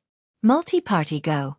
If this was a game of chess, who would be qualified to sit in front of the chessboard and play? Wang Tianzong, the Sword Emperor of Jianghu State, was qualified. The dominators of the superpowers in the Dark World were qualified to do so. The person in charge of the special warfare systems of the major countries was qualified to do so. In the eyes of the outside world, the Samsara Palace and Qin Wei Bai, who were still a powerful force despite the destruction of the headquarters and the death of the palace master, were qualified to do so. The Polar Ground Alliance had fallen apart, but this superpower that was spread all over Eastern Europe was the main chessboard of Eastern Europe. So the missing former leader of the Polar Ground Alliance, Tyrant, was also qualified. With the support of the giant group and the academics, Li Tianlan, who was about to lead the Snowdance Corps into Eastern Europe on behalf of Jianghu State, was barely qualified to play chess. Since Li Tianlan was here, who else had come to Lin An? Li Honghe saw the vigilance in Bai Zhanfeng's eyes. He smiled and patted Li Tianlan on the shoulder. The old man's palm was very heavy, carrying all of his hope and strength. This is my grandson. Li Honghe chuckled. In any case, old Bai, I won't hurt my grandson, will I? I'm ashamed of many people in my life, but I have a clear conscience about Jianghu State and the overall situation. In terms of inheritance, my biggest failure in my 80s is to cultivate a son with great ambition. The most successful thing is to cultivate a grandson who can bring me strong hope. I don't have much time left. Naturally, all my hopes can only be placed on him. Bai Zhanfeng's eyes flashed. He looked at Li Honghe thoughtfully. Dongqing Wudi was also thoughtful. Let's go, Li Honghe said, and his palm still fell on Li Tianlan's shoulder. Li Tianlan followed Li Honghe in silence and sent him to the plain. Do you remember what I said when I taught you to play chess for the first time? Li Honghe looked at Li Tianlan and asked with a smile. Li Tianlan's eyes were in a trance, and his thoughts returned to the past that he didn't want to recall but would never forget. In the camp surrounded by the primeval forest, his life from childhood to adulthood was extremely boring but extremely rich. From morning to dusk, from spring and autumn to winter and summer, day and night alternated, and the seasons changed. His life was always disgusting food, martial arts and meditation day and night, repeated practice of calligraphy and chessboard, forbearance in the face of the Li family's many tombstones, doubt at the star-spangled flag in the camp, desire for the future, and thoughts and wild thoughts about the Li family's glorious past and shabby present situation. Perhaps at that time, all of this was still very vague or distant. It was not until Li Tianlan went to Huiting, stepped into Heaven Capital, went to Lin An, and traveled tens of thousands of kilometers for 3 years. Now he came to Yuzhou that he really realized what he was shouldering. I remember. He nodded and said quietly, a chess game is a mess. A chess game is a mess. This was the first sentence that Li Honghe said to him when he taught him to play chess. Yes. Li Honghe said, the chessboard is very clear, and so are the chess pieces. For Go, the most peaceful game is before a chess piece is played. Once a chess piece is played, even if there is only one piece, it will be a mess. For chess, chariots, horses, cannons, soldiers, fortune-tellers, and generals, no matter which one moves first, it will also be the beginning of a mess. Once a chess piece moves, it means that the situation begins to get out of control. How can anyone really control everything? In the final analysis, Chinese chess and Go are games between two people. But the real general trend is often a multi-party game. You can't grasp people's hearts, so naturally, you can't grasp the general trend. Li Honghe looked at Li Tianlan softly and said calmly, but you can at least control the chess pieces in your hands. So? He patted Li Tianlan on the shoulder again. There are many things, don't be anxious.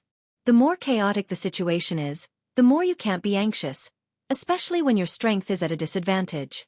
On the road of martial arts, you should move forward bravely and never retreat. But in the general trend, it is wisdom to be able to endure and retreat. You have done this very well before. Li Tianlan thought about it. I don't seem to have done anything before, he said. That's the best. Li Honghe laughed and said, doing nothing is like sitting on a chessboard, but you don't move a single piece. I'm proficient in Chinese chess. In a game of Chinese chess, you're the strongest not when you've taken down the opponent's chess pieces, nor when you're in a checkmate. You're the strongest when you've arranged your chess pieces but haven't moved yet. You had potential before, but your strength, power and resources were not enough. The Wang family of Beihai, Kunlun City, and the Prince Group were all eyeing you covetously. What could you do? In terms of scheming, wisdom, and shrewdness, both Wang Tianzong and Gu Xingyun are far better than you. In this state, what you do will really disappoint me. If you do nothing, it means that you have no flaws. If you have no flaws, others will have to break the rules if they want to move against you. Li Honghe's tone was still calm. Perhaps he knew what Li Tianlan was going to face next, so he talked a lot. You have power in your hands now. In the chess game in Eastern Europe, you are barely qualified to play chess. But I still hope that you can be steady, don't be impatient, and don't act rashly. Sometimes, even if you have a chance, don't make a decision easily. The chaos in Eastern Europe is very delicate. As far as we are concerned, we can't make even a little mistake. Do you understand? Li Tianlan said, silently. That's it. Li Honghe said in a flat tone. Remember, it's a taboo to seek victory on the chessboard with multiple parties. Striving not to lose is the most correct way. This is especially true on a chessboard that is destined to have no victor. Li Tianlan turned his head and looked at Li Honghe quietly. After a while he whispered, Grandpa, do you think that there will be no winner in the chaos in Eastern Europe? Since it's a chaos, how can there be a winner? The winner is the one who sticks to the end and remains undefeated. Li Honghe's voice was low. He looked up at the sky. The air in Green Mountain was fresh. The manor was lit up. The soft light didn't cover the stars in the sky. The starlight sprinkled down, as bright and cold as the moonlight. This is not your time, Li Honghe suddenly said. No one knew whether his voice was low or helpless, but it sounded extremely heavy. It's not the Li family's time either. Just do your best in the chaos in Eastern Europe. You can do something, but don't try to change the general trend. No matter who wins or loses in the chaos in Eastern Europe, it will be a new era. It's your era. He walked into the helicopter silently. The helicopter's rotors began to whistle in the night. The signal light was on. The fuselage began to take off. The huge airflow blew the surrounding lawn into a clear wave shape, which continued to spread around. Li Tianlan remained motionless in the fierce wind, just squinting and looking up at the sky. The helicopter gradually went away in the air and eventually disappeared. Bai Zhanfeng and Dongqing Wudi came over. Li Tianlan glanced at them.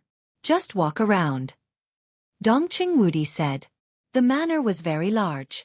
There was no difference between talking in the secret room of the study and walking around and chatting outside.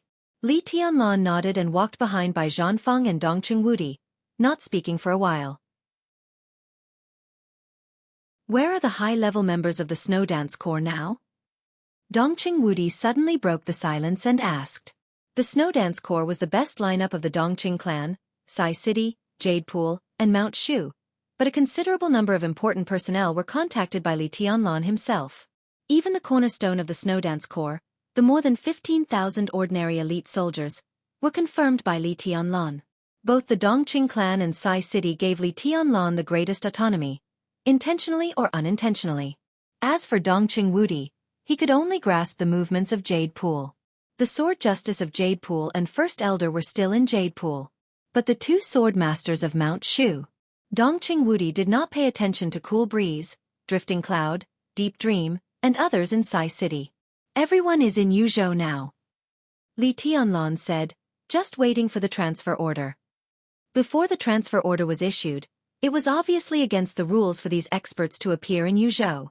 However, the establishment of a special warfare battalion and the list fully respected the will of the new commander, which was not in line with the rules. Dongqing Wudi nodded and silently thought about the list of the Snow Dance Corps.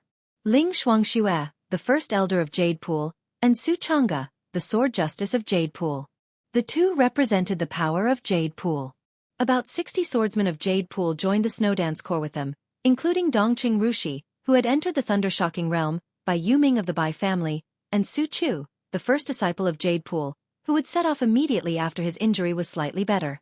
Yun Qinshi, the Phantom Sword Master of Mount Shu, and Han Chongyang, the Yin and Yang Sword Master, also joined the Snow Dance Corps with about 100 swordsmen. Although Cool Breeze and Drifting Cloud of Sai City had not reached the half-step invincible realm in terms of realm, both of them were top assassins. On some occasions, they played a much more important role than the masters of the half-step invincible realm. Led by the two of them, the assassin team formed by Deep Dream and Du Hanin would become a sharp sword of the Snow Dance Corps. The strength of the Shadow Sect was slightly weaker, but Hua Qingfeng's strength was there. With him as the leader, it was also a force that could not be ignored. As for the Border Control Corps, the four major generals who led the 40,000 troops to the Sky Academy all joined the Snow Dance Corps, which was also a combat capability that could not be ignored. Among them, Li Zonghu was not far from the peak of the Thunder-Shocking Realm. In addition, Fireman, the first person in the fire-flaming realm in recent decades, was Fireman. There was also Li Tianlan, who had the combat capability of the Invincible Realm. In the Snow Dance Corps of 20,000 people, more than 3/4 of the soldiers were in the same boat. In addition to the Snow Dance Corps, there were Tribulation, Situ Tsungyue, Qin Wei Bai, and Cheng Huaining, the new commander of the Arctic Ocean Command in Zhongzhou State. This list of names was absolutely luxurious. As everyone thought, it was really a good hand. But Li Tianlan, who held such a good hand, needed to face a situation that was equally complicated, and the enemy he faced was more powerful. Dongqing Wudi hesitated and finally couldn't help asking, Tianlan, do you have any plans for Eastern Europe? Not yet. Li Tianlan thought of what his grandfather had just said and slowly shook his head. Let's take one step at a time, but we can't let go of Knights Templars and the Jiang family of South America. They must give Zhongzhou State an explanation. It just so happens that I have an old score with the Jiang family of South America. If there is a chance, I will naturally settle it. More than 3 years ago, he had vowed in Heaven Capital to destroy the Jiang family of South America in this life. Li Tianlan had never forgotten what had happened on that day. It's right to target the Jiang family of South America and Knights Templars. Dongqing Wudi nodded. It was these two forces that caused the garrison of Jianghu state in Im to suffer heavy losses when they besieged the Samsara palace. For Li Tianlan, whether they besieged the Samsara palace or attacked the garrison, they were all reasons for Li Tianlan to target them. I'll give you a hint. Dongqing Wudi said slowly, this time, Jianghu state is not only sending the Snow Dance Corps to Eastern Europe, but also some free forces that Jianghu state can't fully control. The two highnesses of Sai City, Sword Emperor Wang Tianzong, and even Kunlun City will send similar candidates to Eastern Europe. No matter what they pursue, once they succeed, it will be beneficial to Jianghu state as a whole. So in the face of enemies outside Jianghu state, we don't lack top combat effectiveness. The other force is a neutral force. The terracotta army you saw in Heaven Capital is almost all dispatched. The 4 spirit generals are now in Eastern Europe. Eastern Europe is very big, so this time the strength mobilized by Jianghu state is far greater than that of the decisive Battle of Heaven Capital. As for the Snow Dance Corps, as long as you let the Jiang family of South America and Knights Templars pay the price, and unite with the Arctic Ocean Command to exert pressure on Eastern European countries and expand the size of the garrison of Jianghu state, the Snow Dance Corps will have completed its task. Its performance will be considered as a pass. Tianlan, the chaos in Eastern Europe is not like the decisive Battle of Heaven Capital. It involves the voice of more than a dozen countries in the dark world. The struggle between countries, the choice of wealthy families, and the entanglement of religions are more than a pool of muddy water. It's simply a quagmire. I'll give you a suggestion. When you arrive in Eastern Europe, seize the opportunity to fight Knights Templars and the Jiang family of South America. Don't care about anything else. Finish the most important task first, put yourself in an invincible position, and find opportunities to plan other things. Dongqing Wudi looked at Li Tianlan deeply and repeated again, what I'm saying is, don't worry about anything except your own task. In the chaos, no one can see the overall situation clearly.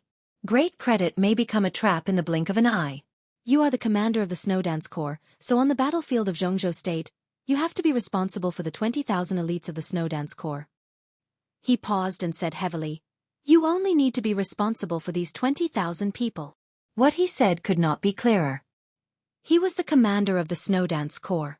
When necessary, he had to give up Wang Tianzong, Situ Tsangyue, Tribulation, and everyone, including Qin Weibai. That was the most conservative approach. As long as he completed his task and fulfilled his duties, other than the Snow Dance Corps, no matter how many people he gave up, it was just a decision-making choice. In any case, it was difficult to connect it with treason. Li Tianlan did not agree with such conservatism. But he could not refute it. In Eastern Europe, he had to be responsible for the Snow Dance Corps. But if Eastern Europe and the Snow Dance Corps were linked together, he also had to be responsible for the Li family, the Dongqing clan, and all the forces that supported him. Li Tianlan would not give up something that he could not give up. But at this time, he could only be silent. I will have a good sense of propriety. Li Tianlan was silent for a long time before he whispered. The Snow Dance Corps will not have a big problem. Just keep an eye on the vice marshal, the supervisor, and the small groups around them. Bai Zhanfeng said, the problem is still Wang Tianzong himself. Speaking of Wang Tianzong, the old counselor of Jianghu State's tone was full of undisguised seriousness. Absolute force might not determine everything in the general trend, but at some subtle key points, it was enough to exert earth-shattering power. Li Tianlan now had a good hand in his hand. But Wang Tianzong had a sword in his hand. At a critical moment, he might be able to smash the entire chessboard with a sword. It's okay. Dongqing Wudi hesitated for a while and finally shook his head slowly. It's okay? Bai Zhanfeng looked at Dongqing Wudi. For him, this was the most important thing. I've contacted Boss Qin. Dongqing Wudi looked at Bai Zhanfeng and then at Li Tianlan. Li Tianlan raised his eyebrows slightly. Dongqing Wudi continued, in the early stage of the chaos in Eastern Europe, the possibility of Wang Tianzong taking action is not high. If he takes action, he must have the confidence to confirm Tianlan's treason after his death. This requires a good enough opportunity and time to brew. Otherwise, if it is too obvious, does he really regard Jianghu State as nothing? During the time when Wang Tianzong is brewing his conspiracy, Tianlan can open up the situation in Eastern Europe, and Boss Qin will try his best to guide the situation. Although everything is risky, It is not completely uncontrollable. There were always risks. No matter what trump cards they had, for Li Tianlan and everyone in the dark world, Wang Tianzong was an unreachable peak. This was the biggest risk. What if Wang Tianzong insists on taking action at the last moment? Bai Zhanfeng asked. The Samsara Palace is already prepared. Dongqing Wudi's tone was a little hesitant. What preparation? Li Tianlan suddenly asked. He looked at Dongqing Wudi with clear eyes. Bai Zhanfeng was also looking at Dongqing Wudi, his eyes focused and condensed. It's the chosen one stroke. Dongqing Wudi said slowly. His tone was a little confused. Obviously, he didn't know where the sword came from. He just said a fact he heard. The real chosen one's sword at the peak state. No matter how strong Wang Tianzong is, he can't block that sword unscathed. Bai Zhanfeng fell silent.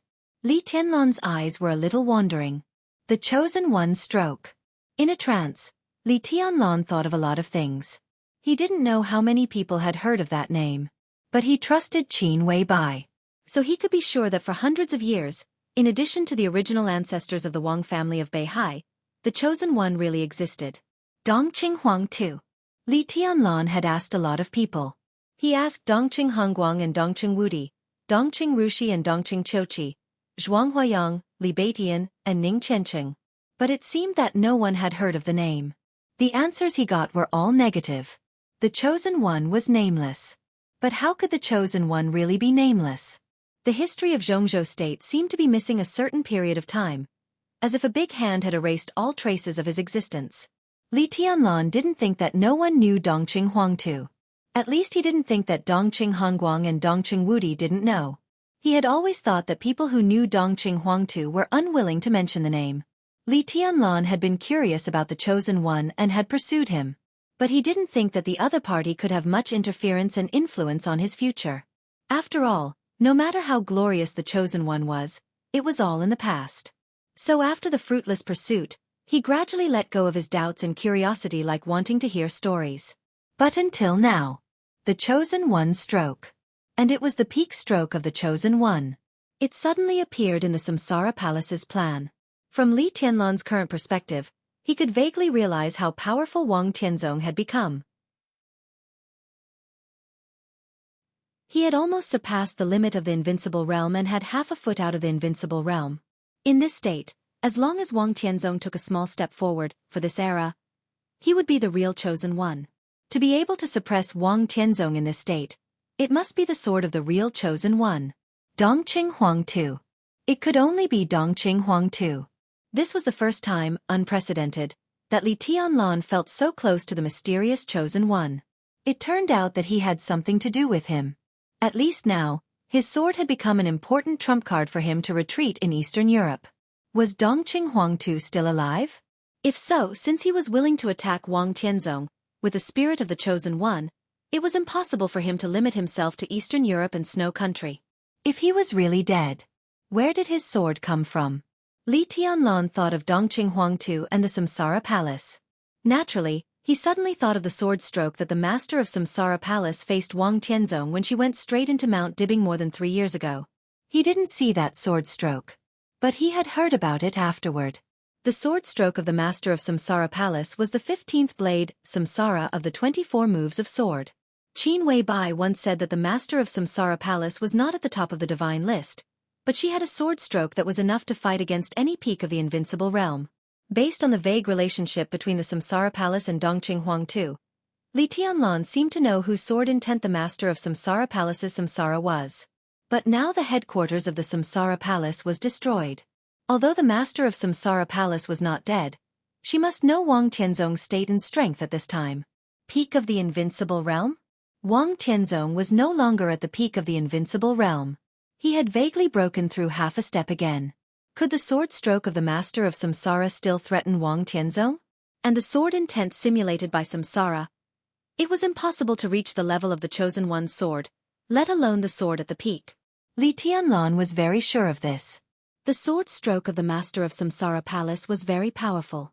But it was impossible for her Samsara to reproduce Dongqing Huangtu's peak sword intent. So where did this sword stroke come from?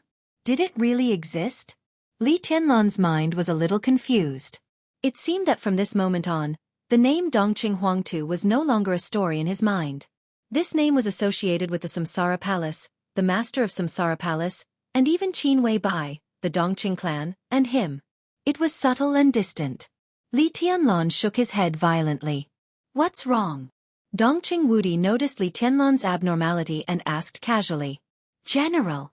Li Tianlan looked at Dongqing Wudi. He took a deep breath, and his eyes became unprecedentedly calm and serious. I want to know someone. Go ahead. Dongqing Wudi nodded. Who is Dongqing Huangtu? He asked, looking into Dongqing Wudi's eyes. Bai Zhanfeng paused slightly and turned to glance at Dongqing Wudi. Dongqing Wudi's body stiffened for a moment, and he subconsciously avoided Li Tianlan's gaze. Li Tianlan was looking at Dongqing Wudi. Dongqing Wudi and Bai Zhanfeng's eyes met in an instant. The place that was once called Fairyland seemed to have vitality no matter how much it suffered. In Lin En, Lonely Mountain, which had been closed for more than 3 years, turned into ruins overnight.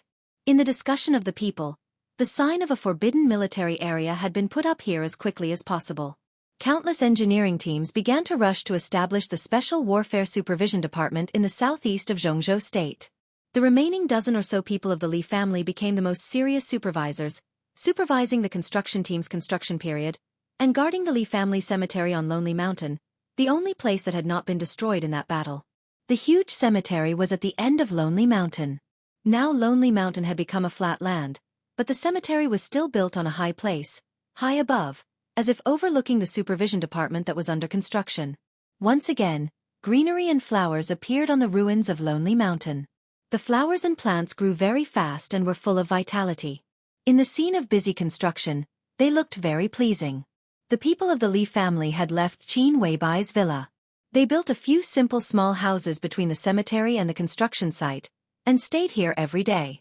In the dead of night, standing in the Li family cemetery and looking down, the huge cemetery, the simple huts, the unfinished construction site, the gradually flourishing flowers and plants, and the West Lake not far away were wrapped in the cold starlight, looking like a desolate but very lively painting. A man and a woman appeared in the huge cemetery. The two came from the foot of the mountain on the water, avoiding the perception of all the people of the Li family, and walked into the cemetery. The slope of the cemetery was obvious, layer by layer. The man with a simple appearance and temperament walked to the highest point of the cemetery and sat on a tombstone at random. Looking at the large cemetery in his sight, he was lost in thought and was silent for a long time. Silence was a kind of power. It was also an indescribable momentum. He sat quietly on the tombstone, quietly and silently. But the whole cemetery seemed to become real in his silence, so real that it seemed to be out of this illusory world. A beautiful woman in a fiery red dress stood quietly beside the man. The woman was in her 30s, mature and well-developed. Her face, which should have been cold and elegant, became as charming as water when she stood next to the man. She stood next to the man and looked at the place where she was going to live. Her eyes flashed, and no one knew what she was thinking. How about this place? The man suddenly asked. It's very good. The woman smiled. She stared at the man's face in a daze. There was respect in her eyes, but also a deep tenderness. The flowers and plants here are blooming very well. When you don't talk, you can hear the sound of flowers blooming. It's really good. The man smiled and said, but it's not the best. The flowers here don't deserve you. The woman tilted her head and looked at him with some doubts. The man narrowed his eyes. In the dim night, his eyes were a little cold. There used to be the most beautiful flower here. What about now? The woman seemed to feel the change in the man's temperament and asked cautiously. Now. The man said calmly. It was taken away. He was silent for a moment and continued. But it doesn't matter. You stay here first. After a while, I will bring the flower back to you. Happy New Year's Day to everyone. It's the beginning of the month. I'm very serious about asking for a guaranteed monthly vote, brothers. Support me crazily. I'll continue to guarantee 8,000 words tomorrow. Will you vote monthly? Will you? Will you? At least 8,000 words the day after tomorrow. What about the day after tomorrow?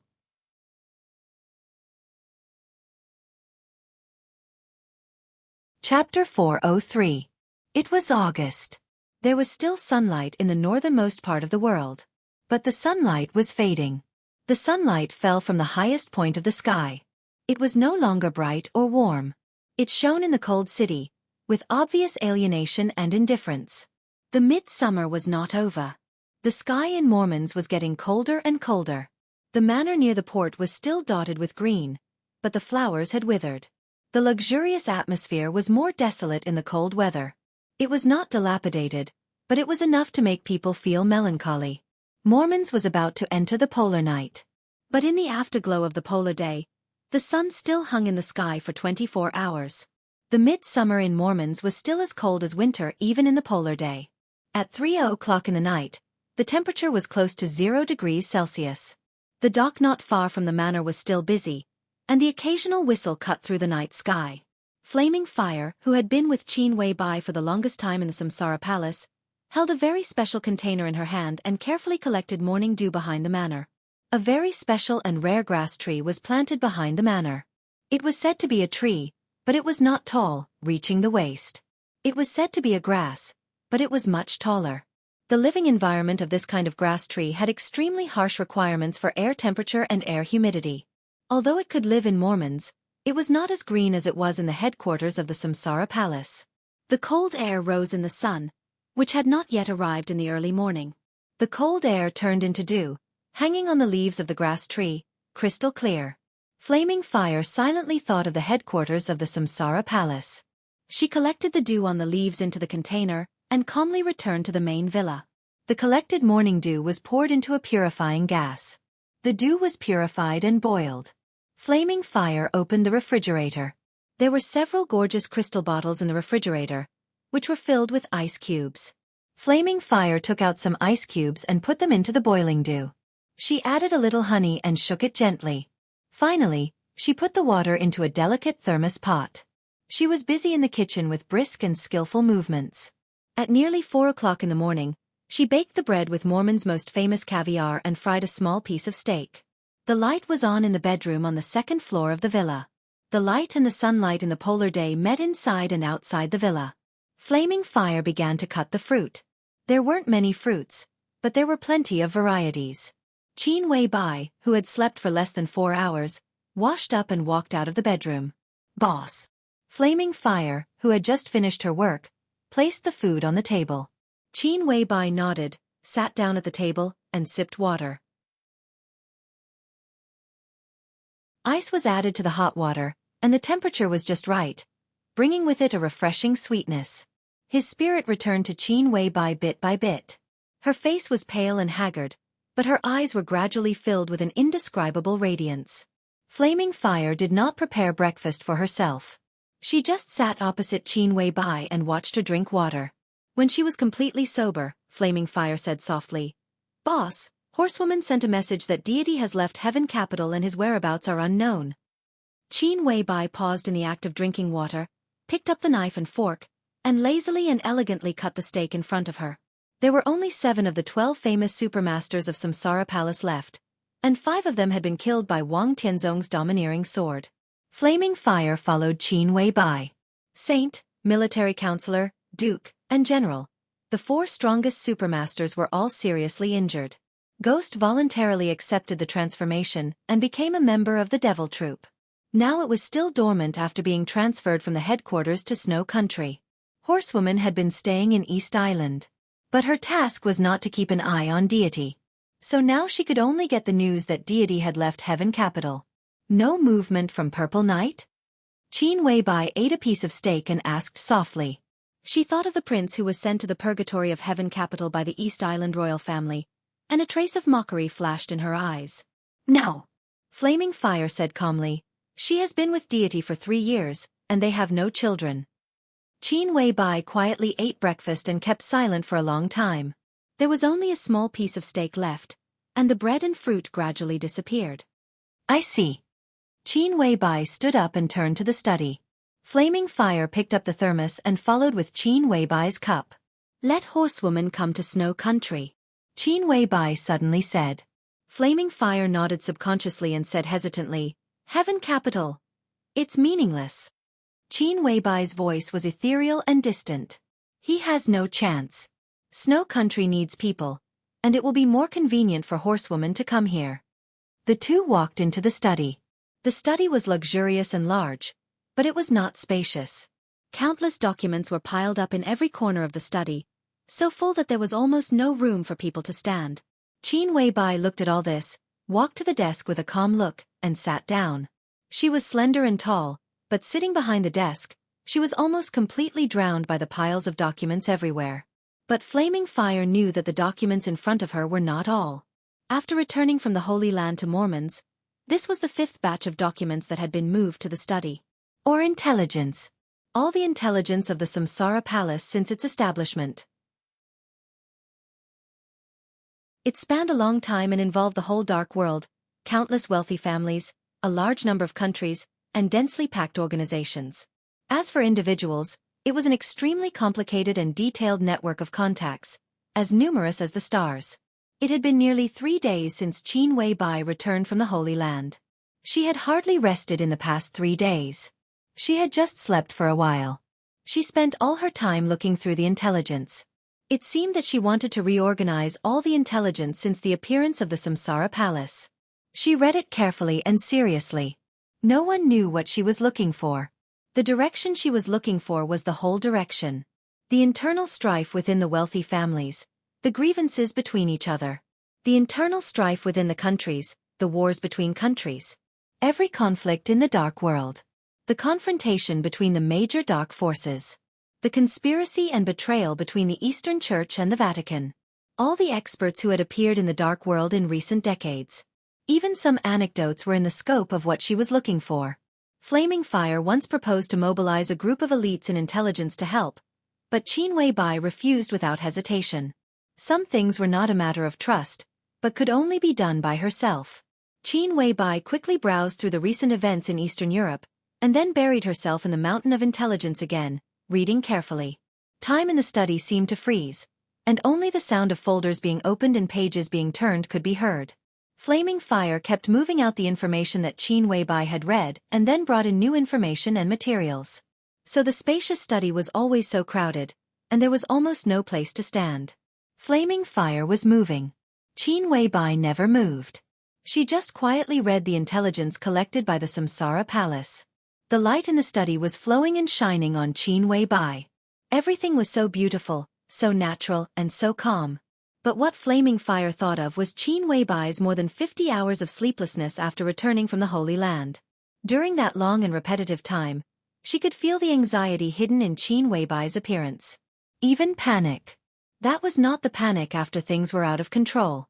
It was a kind of unpreparedness, unpredictability, and bewilderment in the face of the unknown. Another batch of intelligence materials was moved in. All the materials were copies sent from the intelligence agencies of the Samsara Palace all over the dark world. They were the kind that would be burned after reading. Qin Weibai had been reading in silence. After she finished reading the materials, she threw them into the stove, and the smoke drifted to the outside world. The sun was getting brighter. Flaming Fire turned off the light and gently opened the curtains. The cold sunlight fell into the study. Qin Weibai raised her head and looked at the light outside the window. For nearly half a year, there was no night in Mormons, and the sun always existed. Time passed on the dial, and the hands ticked. In the shining sun all day long, time seemed to have lost its meaning, and so did the clock. Qin Weibai looked at it silently for a while. The sunlight in Mormons was not even dazzling. The sun was hot, but it was as cold as the moon. For a moment, she seemed to be lost in such an environment. She didn't know day and night, the sun and the moon. She kept this position and was silent for a long time. "Go and invite Mr. Lin." At a certain moment, Qin Weibai suddenly said in a light voice. Flaming Fire nodded, turned around, and went out. Lin Fengting came quickly. His intention to protect Qin Weibai was obvious, so he lived in the guest room on the first floor. Now that he had handed over the position of the patriarch of the Lin clan to Qin Weibai, he was relaxed and looked more and more handsome. When he walked into the study, he was stunned when he saw the materials piled up in the study. Then he laughed. "I heard that you haven't had much rest since you came back. Are you so busy?" There are some things that I have to figure out. Qin Weibai said softly. Lin Fengting said. He sat down opposite Qin Weibai and asked directly, "What can I do for you?" "I want to see the person in charge of intelligence of the Lin clan," Qin Weibai said. Now she had the power of the patriarch of the Lin clan and the qualification to give orders. But the Lin clan was not a family. It was a clan scattered all over the world. There were internal connections, but they were very loose on ordinary days. Even Qin Weibai needed some time to adapt to this unusual mode of operation. The person in charge of the Lin clan was naturally not in the headquarters of the Lin clan. Strictly speaking, the intelligence agency of the Lin clan was equivalent to several branches separated from the headquarters, but it always kept in close contact with the headquarters. Different from the intelligence agency of the Wang family of Beihai, the intelligence system of the Lin clan was also unknown in the dark world. It was composed of countless intelligence organizations, large and small, and even seemingly unrelated, all over the world. It was huge but also loose. "I'll give you the contact information," Lin Fengting said. Lin Fengting said. He thought for a moment, then continued, "How about this? I'll call some important people over in the next few days. You can meet them. If you need them, just give them instructions." "Okay." Qin Weibai nodded. Lin Fengting's attitude now became very subtle. At the beginning, she just wanted to borrow Lin Fengting's sword. Now, Lin Fengting was here. He didn't want to fight with other dark forces. He didn't care about the so-called victory or defeat, let alone the Samsara Palace. What he wanted was to protect himself from death. Qin Weibai was very clear about this. Therefore, the headquarters of the Lin clan could provide her with Shen Yuan's sword, a super force hidden in the dark, and some peripheral help provided by the major branches of the Lin clan. These were basically the greatest support for her. From the bottom of his heart, even if Lin Fengting handed over the position of patriarch to her, he didn't want the whole Lin clan to be involved in the general trend of the dark world. "Have you gained anything these days?" Lin Fengting looked around at the intelligence and asked. Qin Weibai shook her head. She pursed her lips, and her eyes were a little tired. "If I had gained anything, I wouldn't have borrowed the intelligence system of the Lin clan. I have a hunch that I can't find any clues in the intelligence of the Samsara Palace." Lin Fengting frowned. "No clue at all?" he asked thoughtfully. "No." Qin Weibai shook her head. "If that's the case, the Lin clan may not have any clues." Lin Fengting smiled helplessly. "In some ways, the intelligence of the Samsara Palace is unique. If we can't find any clues in the Samsara Palace, what valuable things can the intelligence of the Lin clan, which doesn't care much about the dark world? But in terms of execution, the execution of the intelligence system of the Lin clan is far better than that of the Samsara Palace." Qin Weibai looked at Lin Fengting and said, "This is what I value most. I can't find anything here, and it's meaningless to go through the intelligence of the Lin clan. But the Lin clan can continue to investigate. We have no clues now, but we have a very obvious target." "Follower?" Lin Fengting raised his eyebrows. "Follower." Qin Weibai nodded and said affirmatively. "That man's true strength is infinitely close to the peak of the invincible realm, and he is even stronger than Aldak, the killing angel of the Vatican, who died in Heaven Capital 3 years ago. Now that he has been crowned, his true strength is enough to rank in the top 5 on the divine list. To investigate him, it is too difficult to start with him or the Holy Disarmament Corps of the Vatican." Lin Fengting frowned and said, "On this trip to the Holy Land, what shocked him the most was not the unfathomable Pope, but the extremely mysterious follower. As the Vice-Marshal of the Holy Disarmament Corps, he only showed the combat capability of the invincible realm. But at the moment of fighting in the hotel, his true strength was not far from Arisis's. This meant that even if he was not Lin Fengting's opponent after the crowning, the gap between them was no longer that of heaven and earth, but that it could be seen. It was not only difficult to investigate such a person, but also absolutely dangerous. No matter how difficult it is, we have to go on. You know what it means?" Qin Weibai said. Lin Fengting was silent. He naturally knew what it meant. An invincible realm expert infinitely close to the peak of the invincible realm was just a follower. In that case, who is the highness behind him? What was this person plotting by hiding in the Vatican? Only by investigating the follower and finding out who the highness behind him is can I be sure of something. Qin Weibai said, investigate the intelligence of the Vatican first. Go deeper step by step, enter the Holy Disarmament Corps, and finally find out the details of the follower. It doesn't make much sense for him to sneak into the Holy Disarmament Corps. There must be their people in the Holy Disarmament Corps. My only guess now is that the person behind the scenes wants to control the Vatican by letting an expert close to the peak of the invincible realm sneak into the Vatican. The follower is now close to Holy Virgin Angel. They are already very close to something. The internal structure of the Vatican was simple and complicated. As the Holy Virgin of the Vatican, Angel's responsibility was equally great. The position of the Holy Virgin in the Vatican was second only to that of the Pope. In addition to being responsible for spreading the glory of the Lord, they also had the right to choose the spokesperson for the Lord. The spokesperson of the Lord was naturally the Pope. The Holy Virgin did not have the power to appoint the Pope, but she had the power to choose the candidate for the Pope. In the end, a new Pope would be elected by the cardinals. Why don't we tell the Vatican the identity of the follower?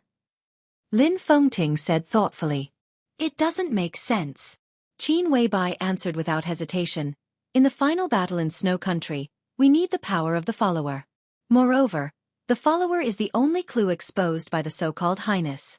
If we tell the Vatican the news, we will take the initiative to cut off this clue. An expert close to the peak of the invincible realm is indeed terrible, but I'm more worried about the person behind him. What on earth are you worried about?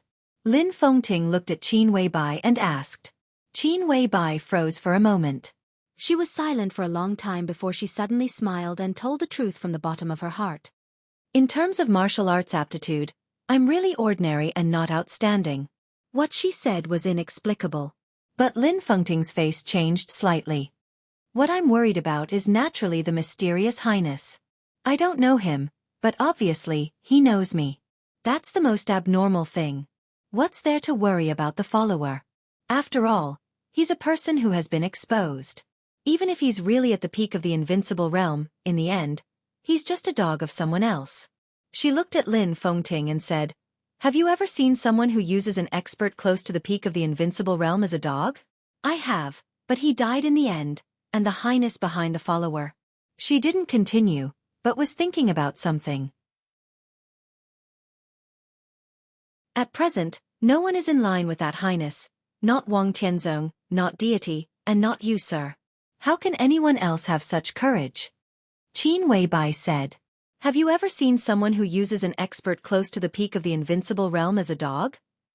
Lin Fengting suddenly asked quietly. His tone was frighteningly quiet. He's dead, Qin Weibai said. When she spoke of this fact, there was no emotion in her eyes. She was just a little absent-minded. Are you sure he's dead? Lin Fengting's voice was even quieter. But such a quiet sentence seemed to carry the chill of the whole Mormons. In an instant, it oppressed the whole study, and a cold feeling came over. Qin Weibai's expression didn't change. She just looked at Lin Fengting. Do you think it's him? She asked. Is it possible? There are always some facts that can't be explained. For example, the one in Heaven Capital. Lin Fengting said. It's different. Qin Weibai shook her head. You know it yourself. It's impossible. Maybe. Lin Fengting said. Any invincible realm expert has karma. Qin Weibai didn't seem to take Lin Fengting's speculation to heart. Before this, in the whole dark world, only you have the least karma. The karma of an invincible realm expert was the karma of the dark world. The karma of the dark world was blood, killing, hatred, kindness, standpoint, and involuntary. Before this, only Lin Fengting had the least karma. But followers have no karma. Qin Weibai said, at least, I can't find his karma. That's why I have to continue to look for him. If I find out his followers, the highness behind him will be exposed. Do you suspect that highness is an enemy? Lin Fengting asked. Now, in a sense, they were still in a state of cooperation with that highness. I hate the unknown. Qin Weibai shook her head. And even if he's not an enemy, at least he won't be a friend. If this person is not found out, sooner or later, he will be a big trouble for the whole dark world. The sound of helicopter rotors suddenly sounded outside the window. Qin Weibai raised her eyebrows. Flaming Fire, who was guarding outside, pushed the door open in time and said calmly, "Boss, Miss Qin is here." Qin Weibai agreed. After thinking for a moment, she stood up and walked out of the study. "Let's go and have a look." The sound of the rotor roared over the entire manor. The helicopter landed slowly. The sun passed through the rotor, leaving a rotating mottled brilliance on the ground. Qin Weibai walked out of the villa. The helicopter landed on the lawn in front of the villa and gradually quieted down. The cabin door was opened. A young woman with a pure face got off the plane. When she saw Qin Weibai, she trotted over excitedly, took Qin Weibai's hand, and said with a charming smile, "Sister." Lin Fengting, who followed Qin Weibai out of the villa, looked confused. He didn't know what was going on. "This is my sister." Qin Weibai introduced them to each other. "This is Mr. Lin." "Hello." The young woman took the initiative to reach out her hand and said with a natural and unrestrained smile, "I'm Qin Weiyun." "Qin Weibai, Qin Weiyan." "Sister, sister." Lin Fengting's mind went blank for a moment, but his eyes fell on Qin Weibai. The Qin family of Baiyu State should be one of the largest Chinese wealthy families in Eastern Europe. Qin Weibai smiled. Lin Fengting opened his mouth wide. Baiyu State bordered snow country and was one of the small countries in Eastern Europe. However, the Qin family in Baiyu State was absolutely famous in Eastern Europe and the entire dark world. It was one of the top Chinese wealthy families in Europe. In Eastern Europe, it was enough to compete with super wealthy families like Morton and Violet. Even several of the most powerful branches of the Lin clan had cooperation with the Qin family in many ways. It was not surprising that Qin Weiyun came from the Qin family. But Qin Weibai, the Qin family of Baiyu State? Lin Fengting shook his head hard. His voice was a little hoarse. "Are you a member of the Qin family?" "No." Qin Weibai was stunned and then shook her head. "It's just a coincidence of names." "Don't get me wrong, sir. This is my sworn sister. If I were a member of the Qin family, do you think other forces in the dark world wouldn't find out? But Samsara Palace does maintain some secret cooperation with the Qin family." Lin Fengting laughed at himself. Indeed, not only Jianghu State, but all the major forces in the world had investigated the origin of Qin Weibai, the number 2 figure of Samsara Palace. The Qin family of Baiyu State was a behemoth that couldn't be hidden even if they wanted to. If Qin Weibai came from the Qin family, even if she did a good job of keeping it a secret, she would have been found out long ago. "Yes, Third Grandpa asked me to ask you if you have time to go to Baiyu State. He asked me to tell you that it's time to make up your mind about some cooperation," Qin Weiyun said with a chuckle. Her appearance was not absolutely beautiful, but she was extremely delicate, especially the kind of purity from inside to outside, which made her look indescribably kind and amiable. Qin Weibai thought for a moment and nodded. "Then I'll go once." Her eyes fell on Lin Fengting. Lin Fengting shrugged indifferently and said with a smile, "I'll stay and gather some clansmen here. When you come back, you should be able to see them. You take Flaming Fire with you." "Then let's go." Qin Weibai nodded and decisively walked to the helicopter on the lawn. Qin Weiyun smiled brightly and waved at Lin Fengting. The roar of the helicopter's rotors sounded again. Lin Fengting looked up. The helicopter was getting farther and farther in his sight, and finally became a small dot. Almost at the same time Qin Weibai left the manor. A figure wrapped in a black cloak stepped into the manor unhurriedly. The black figure's footsteps were neither fast nor slow. He walked and stopped in the manor and finally stopped in front of the main villa. Lin Fengting still stood there, looking at the mysterious and somewhat sneaky black-robed man calmly. He smiled calmly and said, "You are." The black-robed man seemed to be stunned for a moment. He hesitated for a while and then said with a smile, "Mr. Lin."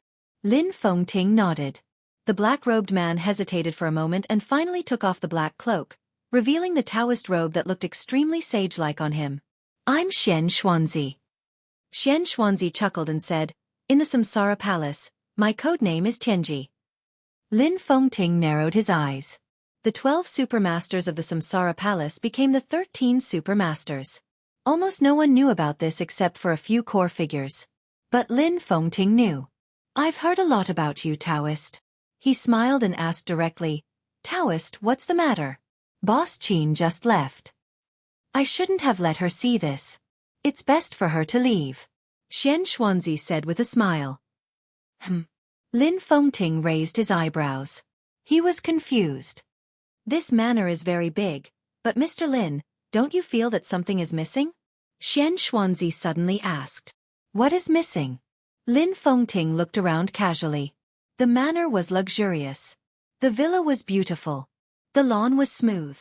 But the weather was too cold, and some flowers had withered, making it look a little desolate. Qin Weibai was proud and aloof, so she obviously didn't care about this. It's missing vitality. Xianxia took out a small bottle from his arms and said with a smile. It's missing the vitality of the manor, the vitality of the Samsara Palace, and the vitality of the boss. He held the small bottle and said gently, if you have nothing to do, you can come with me to see a miracle. It's my honor. Lin Fengting seemed to know what Xianxia meant. His eyes lit up quietly. The two passed by the villa and continued to walk backward. They walked all the way to the back of the manor. A patch of grass and trees was planted at the back. The morning dew had been collected once, but the cold air rose, and the morning dew appeared on the leaves again. Under the sunlight, it looked extremely crystal. Before joining the Samsara Palace, I heard some interesting rumors from a little friend. It said that the boss only drinks some purified morning dew or mountain spring water in a few specific places every day, and only eats some fruits and vegetables. That little friend is one of the boss's crazy admirers. He mentioned the boss that day and said that the boss is an otherworldly goddess. Xianxia looked at the trees and grass in front of him and said with a strange smile. How can it be so exaggerated? Lin Fengting laughed. You mean Xiaoyao, right? I seem to have heard about it. Boss Qin does have high requirements for food, but when there's no morning dew or mountain spring, she still drinks purified water. Besides, she doesn't eat meat, only fruits and vegetables. Does Xiaoyao think that Boss Qin is a wild rabbit in the mountains? It's just a rumor, it's always interesting. Xianxia smiled. He suddenly glanced at Lin Fengting and asked, Mr. Lin, I heard from military counselor that the boss asked you to borrow a sword, and now you are inviting her to join the Lin clan? Lin Fengting was slightly stunned and nodded. She is now the acting patriarch of the Lin clan. Congratulations, Mr. Lin. Congratulations to the Lin clan. Xianxuanzi's smile gradually widened. Congratulations? Lin Fengting murmured to himself, Taoist priest, there seems to be a hidden meaning in your words. I should have congratulated her. Not to mention the help the boss's wisdom brings to the Lin clan. Now that Eastern Europe is in chaos, no one is optimistic about the Samsara Palace in this final battle. If the Samsara Palace collapses, maybe the supermasters who have not participated in the Samsara can protect some core things of the Samsara Palace. But the peripheral things are also priceless and unimaginable. If the boss joins the Lin clan, I think she doesn't value the peripheral things. These things will naturally be taken over by the Lin clan. Xianxuanzi said calmly. Lin Fengting was stunned for a moment. He really didn't think of this. What he valued was Qin Weibai's value to the Lin clan in the future, but he ignored the benefits she had accumulated before after she joined the Lin clan. I didn't think about this. Lin Fengting told the truth. It doesn't matter. Xianxuanzi said blandly, I just want to tell you that the samsara will be destroyed, and the boss will die. You have your way of protection, and I have my way. I brought the boss a chance of survival today.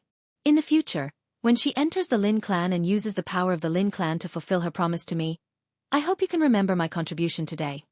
Lin Fengting didn't say anything, but asked, where is the chance of survival? Here.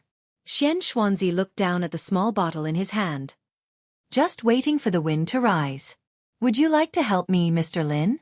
Lin Fengting took a deep look at Xianxuanzi. He took a step forward. In an instant, the sword intent in the entire manor soared into the sky. Infinite sword energy crisscrossed over the manor, covering the entire manor. The sword energy brought up the wind. It kept whistling. Xianxuanzi laughed. Whether from a metaphysical point of view or from a practical point of view, Lin Fengting's sword was needed to protect Qin Weibai's life. He walked into the land planted with grass and trees and poured a pile of powder from the small bottle. The powder fell on his palm and was blown up by the wind. It was as light as dust. The wind formed by the sword energy blew the powder and scattered it in every corner of the manor. The sun shone down coldly. In an instant, the sound of flowers blooming was heard in the manor. With the strong wind, flowers bloomed in the manor where the powder fell. Incomparably strong and bright colors bloomed in every corner of the manor in an instant. Thousands of purple and red colors were like a miracle. The coldness in the northernmost part of the world in midsummer still enveloped the sky of Mormons. The icy wind was getting stronger, and the polar night was coming. At the time when the polar sun and the polar night were about to alternate. For the first time, there was spring in the manor of Mormons. On the same day, in the early morning of Mormons, under the light of the polar sun, it was led by Holy Virgin Angel and Saint War Angel Arcis. 300 holy punishment priests and 800 saint warriors officially entered Eastern Europe and set foot in snow country.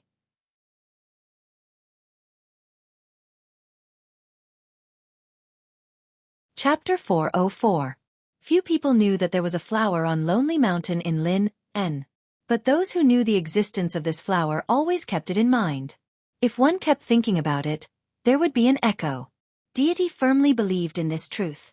How long this flower existed was equal to how long it had taken root in the depths of his heart. This was one of the things he once wanted the most. Now he didn't need this flower anymore. But he could give this flower to others. He didn't need it, but he needed it. He needed this flower, so he would come to get it. He had been like this all his life, from childhood to adulthood. He didn't ask for help. If he wanted something, he would take it himself, rob it, and fight for it. The process didn't matter, as long as he could get it. He had never considered whether these things belonged to him or not. For him, whatever he had the ability to have, no matter who it belonged to in the beginning, was in his hands. This was not domineering. It was a kind of bigotry that was integrated into the bone marrow. Deity didn't think there was anything wrong with this. The world he lived in was the dark world. The world they lived in was the dark world. There were no so-called moral restraints, no laws, no rules, no right or wrong, only strength. His bigotry once made him outstanding in his youth, made him high-spirited when he was young, and once made him fall into the abyss when he was at the peak of his youth. Now, when he had lived more than half of his life, at the age of middle age and old age, he once again stood at the peak of the world. Bigotry was not a shortcoming. It was faith. A man could have no bottom line, and even lose his humanity, but he always had faith. This was what supported the soul to live. There was no light in the ruins of Lonely Mountain in the dark. Deity sat on the tombstone at the back of the mountain, which was also the highest point. He looked down, thought about his own thoughts, and was silent for a long time. Phoenix in a fiery red dress stood quietly beside him, staring at Deity's ordinary but extraordinarily real side profile. The cemetery was full of grass. The wind blew through the grass, with a subtle but comfortable sound of the wind. The cemetery was cool, without the heat of midsummer. Deity had been silent, and the whole cemetery became more and more real with his silence, even a little depressed. Deity thought about the flower. After a long time, he waved his hand and said, "I haven't seen that flower either, but I think it should be very beautiful. That flower is called Flourishing Age, which is the dragon vein of Jianghu state. It gathers the fate of Jianghu state. So the more beautiful Jianghu state is, the more beautiful the flower is." He turned to look at Phoenix beside him. "Is Jianghu state beautiful?" "It's not as good as Chengdu," Phoenix said softly. She spoke without hesitation. Jianghu state was the most powerful country in this era. Compared with it, even if East Island was not the so-called barbarian land, it was still far behind Jianghu state. Heaven capital was not even comparable to the territory of Jianghu state. But for Phoenix, Jianghu state was not as good as Heaven capital. "What belongs to your highness is the most beautiful," she said softly. "Yes." Deity's expression was calm. He nodded and chuckled. "Jianghu state used to belong to me. So Jianghu state used to be very beautiful." Deity chuckled and nodded. "It doesn't matter. When we get the dragon vein, Jianghu state will be ours sooner or later." "Dragon vein?" Phoenix hesitated for a moment. Deity's eyes turned and fell on her. "I heard that the dragon vein is..." She thought for a moment and suddenly didn't know how to address that person. The dragon vein seems to have been given to him by great master Wu Wei. In the end, she could only use a very vague word. Yes. Deity nodded calmly. So now he is the dragon vein and the flower. Then you... Phoenix became more and more hesitant. It doesn't matter. Deity said softly. It's better for the dragon vein to be with him than to disappear. He has a flower on him, and there are roots here. When he dies and his blood is sprinkled on this land, the flower will bloom again. His voice was soft and cold. All flowers and plants need nutrients. Phoenix wanted to say something but stopped on second thought. Finally, she was silent. She had a lot to say. There was a flower on Lonely Mountain. This flower was the dragon vein. It was not only the purgatory of Heaven Capital and the Li family that knew this. As for Jianghu State, at least the Wang family of Beihai and Kunlun City also knew the existence of this flower. And they should also know that Li Tianlan was carrying the dragon vein now. The Wang family of Beihai and Kunlun City naturally wanted this flower.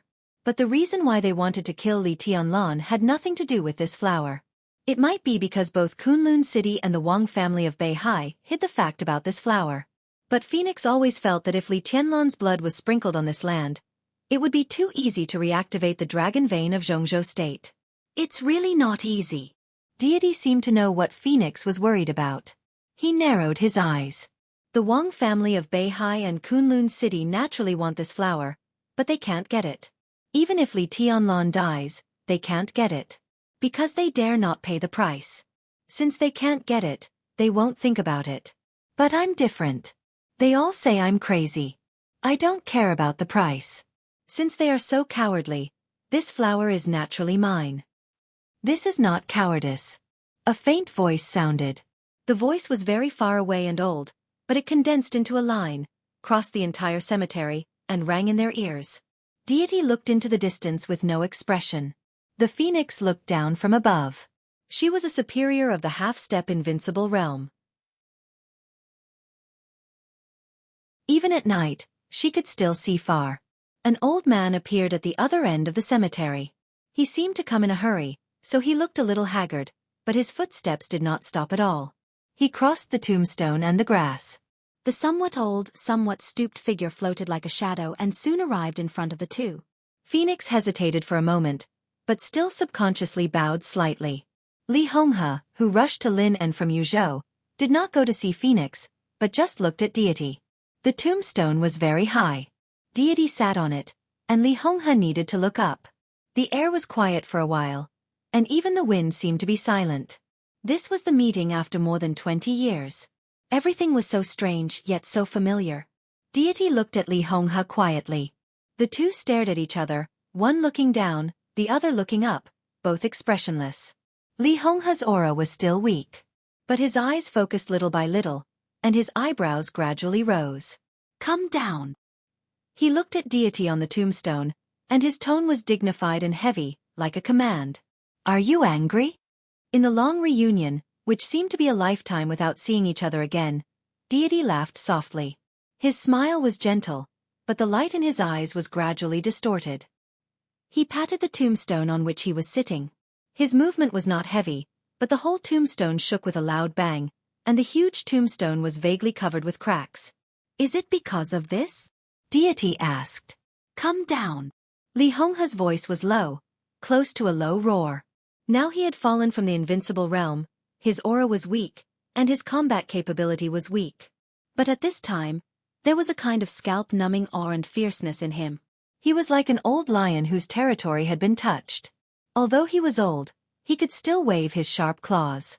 Deity jumped down from the tombstone. The tombstone was really high, taller than his whole body. So Deity also needed to look up at the tombstone. The tomb of Xue Jingqing. He looked at the tombstone expressionlessly and read. His figure was back to Li Honghe.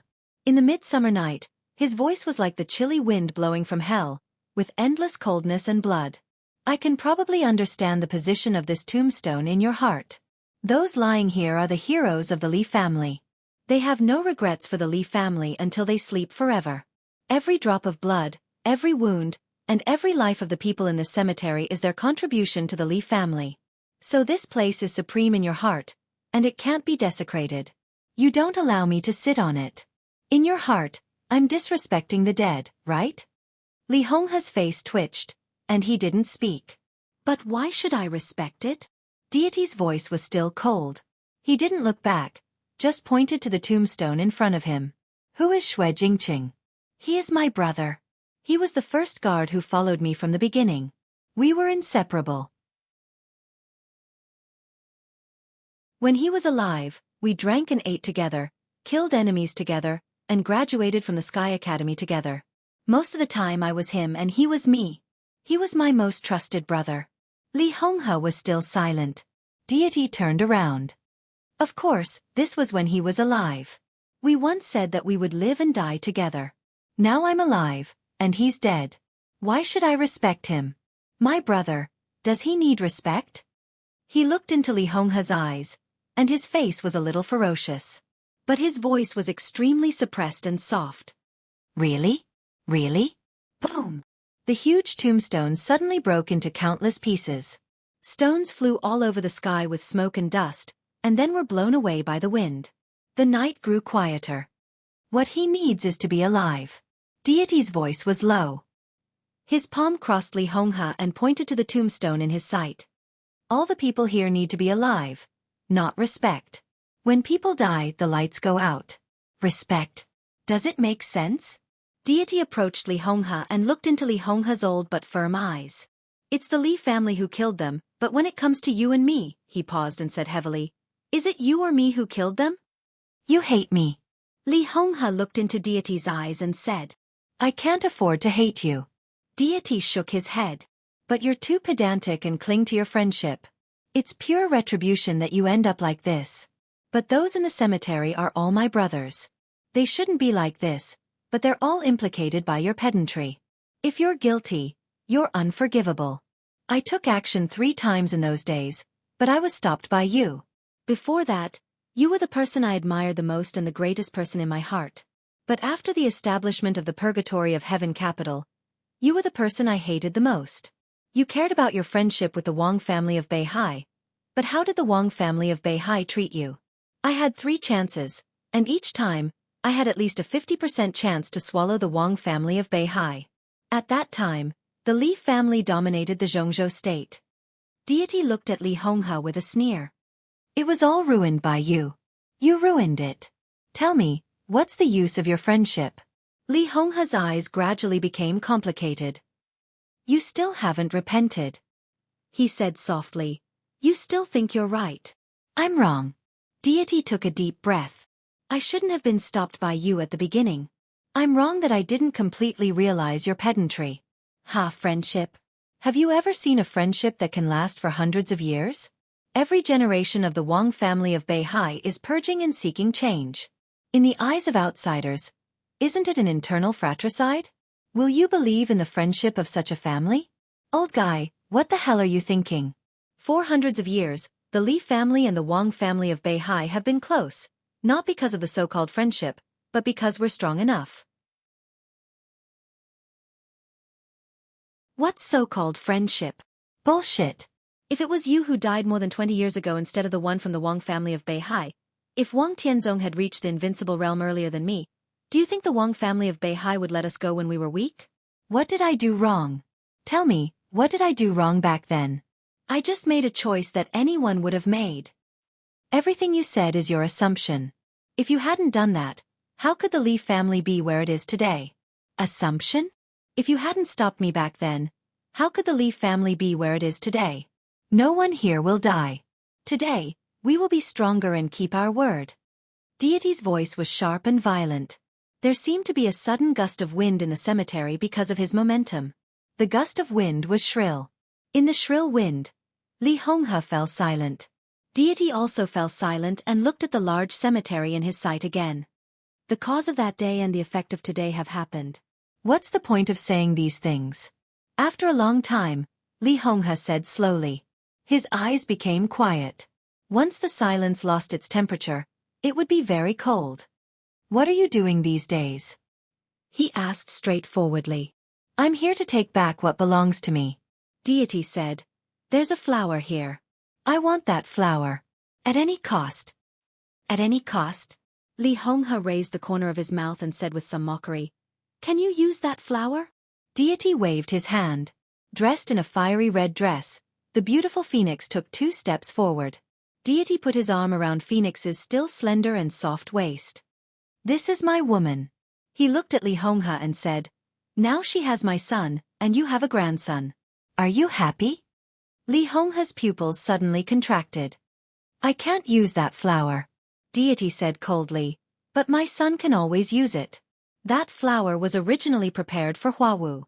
Now Huawu has been killed. My son and Phoenix's name is still Huawu, and he still needs that flower. This flower is not prepared for you." Li Honghe said quietly, "I know Huawu. I'm also sad that he was killed. But if he and Tianlan were in the thunder-shocking realm at the same time, he would never be Tianlan's opponent. Neither Huawu nor the unborn little guy can bear this flower." The wind was even more shrill. Deity was silent for a long time before he said expressionlessly, "Bullshit." A cold light flashed in Li Honghe's eyes. Before he could say anything, Deity had waved his hand. "You can't stop me," he said coldly. "Just like I can't stop you. We have our own ideas, just like playing chess. You say you're good at chess, so why don't we play a game of chess? You want to use Tiannan as the chessboard, let Li Tianlan replace me, and take over the entire purgatory of Heaven Capital. This is your plan. And I want this flower to let Huawu replace Li Tianlan. I still have time to play with you and your good grandson, as long as you can afford it. You're still not convinced." Li Honghe's tone was complicated. His voice drifted in the wind, like crying and laughing. He was extremely bitter. "I'm willing to bet and I'm willing to lose," Deity said blandly. "I haven't bet yet. How can I be convinced? Phoenix will live here.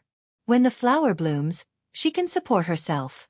Of course, if you are willing to take care of her, I can appreciate it. When I bring the flower back, we can see who is right and who is wrong." Deity continued. Li Honghe was silent. Deity could not bring back the flower. That was for sure. What he could bring back was only Li Tianlan's body. Li Honghe turned around and said calmly, "Follow me." He walked slowly out of the cemetery. Deity and Phoenix followed him without saying a word. The 3 of them passed the wooden house again, passed the construction site, walked to the side of Lonely Mountain, entered the former boundary of Mount Qingyun, and then came to the ruins of Qingyun Temple. Mount Qingyun collapsed, and Qingyun Temple was destroyed. But there were still specks of white fog in the middle of the night. Li Honghe's figure stopped somewhere. He pointed to the ground and looked at Deity. "What do you see?" Deity looked down and narrowed his eyes. "Is this white fog the remaining luck? Can you see anything else out of the white fog?" Li Honghe did not answer his question, but asked calmly. Deity frowned. The white fog in his sight was very thin, and he could clearly see the ground. The ground was very flat and empty. "What do you want to say?" he asked impatiently. Li Honghe smiled. It was a very sarcastic smile. Given the relationship between them, it had become like this. This smile was filled with a myriad of emotions. "What about you?" Li Honghe looked at Phoenix. "What do you see?" Phoenix hesitated, looked at Deity, and then looked at the ground. She stretched out her hand and pointed to the ground, whispering, "This seems to be a rhizome." "Rhizome?" Deity raised his eyebrows. In his sight, the ground was still empty. "How can you see the dragon vein if you have evil intentions?" Li Honghe said coldly. "Don't you understand? You can't see the dragon vein. This flower has nothing to do with you from the very beginning. No one favors you. I don't, and neither does Wu Wei." Deity narrowed his eyes and looked at Phoenix. Phoenix's face was a little pale, but she nodded and pointed to the ground carefully. Deity was silent for a long time. After a long time he laughed. "It doesn't matter," he whispered. "So what if I can't see it?" "You can always see it." "Do you think I will support you?" Li Honghe looked at Deity expressionlessly. She looked at the man who was her son by blood.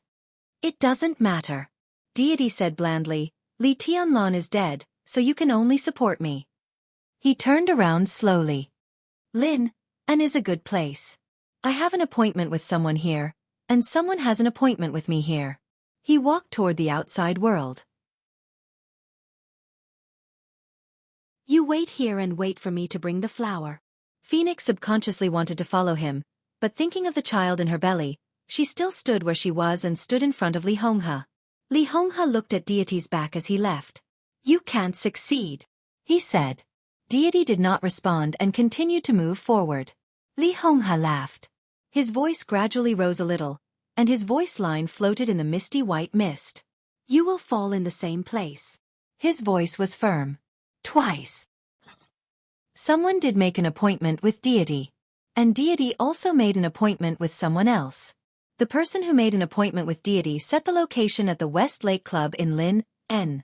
So Deity also set the location here, and it was the same box. Meeting twice in the same place was enough to show Deity's confidence. The club was not far from Lonely Mountain, about 3 kilometers. Deity entered the club at the appointed time and walked into the box booked by the other party. There was red wine in the box. The red wine had just been opened, and the fragrance of the wine was spreading. There was a stack of fruit plates and a goblet in front of the red wine. A little further away from the fruit platter, there was a laptop that was turned on. The computer had a video on. In the video, a tall figure that looked a little fat appeared on the screen. This was a slightly stout man with short hair and a mask, but his eyes were extremely sharp. Deity entered the box and saw this strange scene, narrowing his eyes. Welcome, Your Highness. The man on the laptop screen laughed. His voice was soft, low, and magnetic. Should I call you Deity? Or Marshal Li? Did you make an appointment with me? Deity laughed. His voice was cold and fierce, sounding a little crazy. Interesting, really interesting. You sincerely asked me to meet. I came here from East Island, but you show me this laptop? Sorry. On the screen, the man's voice was faint and sounded insincere. I don't think it's necessary to meet face to face. As long as we can talk about something that interests each other, whether it's a video call or a real meeting, it's the same. If you want to have a video call, you can do it with me in Heaven Capital. Deity smiled coldly. Are you kidding me by asking me to come here to have a video call? The man was silent for a moment. I didn't mean that. He said softly, I hope Marshal Li doesn't misunderstand, but I had a little accident here. For the safety of both of us, I think it's the best way to meet here. And I know Marshal Li will come to Lin N. For that flower, you should also come to Lin N. His voice became softer and softer. Looking at the time, it should be time for your child's gender to be confirmed, right? Phoenix is a very beautiful woman. Marshal Li has good taste. Deity suddenly fell silent. In the purgatory of Heaven Capital, the news of Phoenix's pregnancy was a real top secret. Even his most trusted Daybreak and Dawn didn't know it. Who are you? Deity was silent for a moment, looked at the screen, and asked coldly. You can call me Your Highness. Of course. I prefer another title. You can call me Your Majesty. There were many highnesses in the dark world. Every invincible realm expert could be called Your Highness. Some distinguished people, such as Wang Xianxia, Wang Yuetong, Qin Weibai, and the heirs of the royal families of various countries, could also use this title. But His Majesty. There was only one Majesty in the dark world. Deity laughed, and his laughter was a little crazy. A guy who doesn't even have a title dares to call himself Your Majesty? His Majesty is His Majesty. Does he need any title? Just like Wang Tianzong, adding Sword Emperor in front of it. How ridiculous is that? His Majesty is His Majesty, the only Majesty. The man's voice was low and a little gentle. Deity stopped laughing, and he stared at the screen in front of him. Is Lu Xingchuan your man? He asked suddenly. This time, the one who pulled the strings was Lu Xingchuan, the invincible grandmaster who was known as the Sword Sage in East Island and the leader of Jifeng Sword Training School. This question. If it was a few days ago, I wouldn't be sure. But now, yes, he is my follower. The man on the screen smiled elegantly. The Sword Sage of East Island is your follower. Deity repeated and said with a slight sneer. What a big deal. In my opinion, he is my follower, and he has no other identity. The man said softly, If Your Majesty thinks that I have violated your territory, I can ask Lu Xingcangquan to withdraw from East Island with the power of Jifeng Sword Raining School.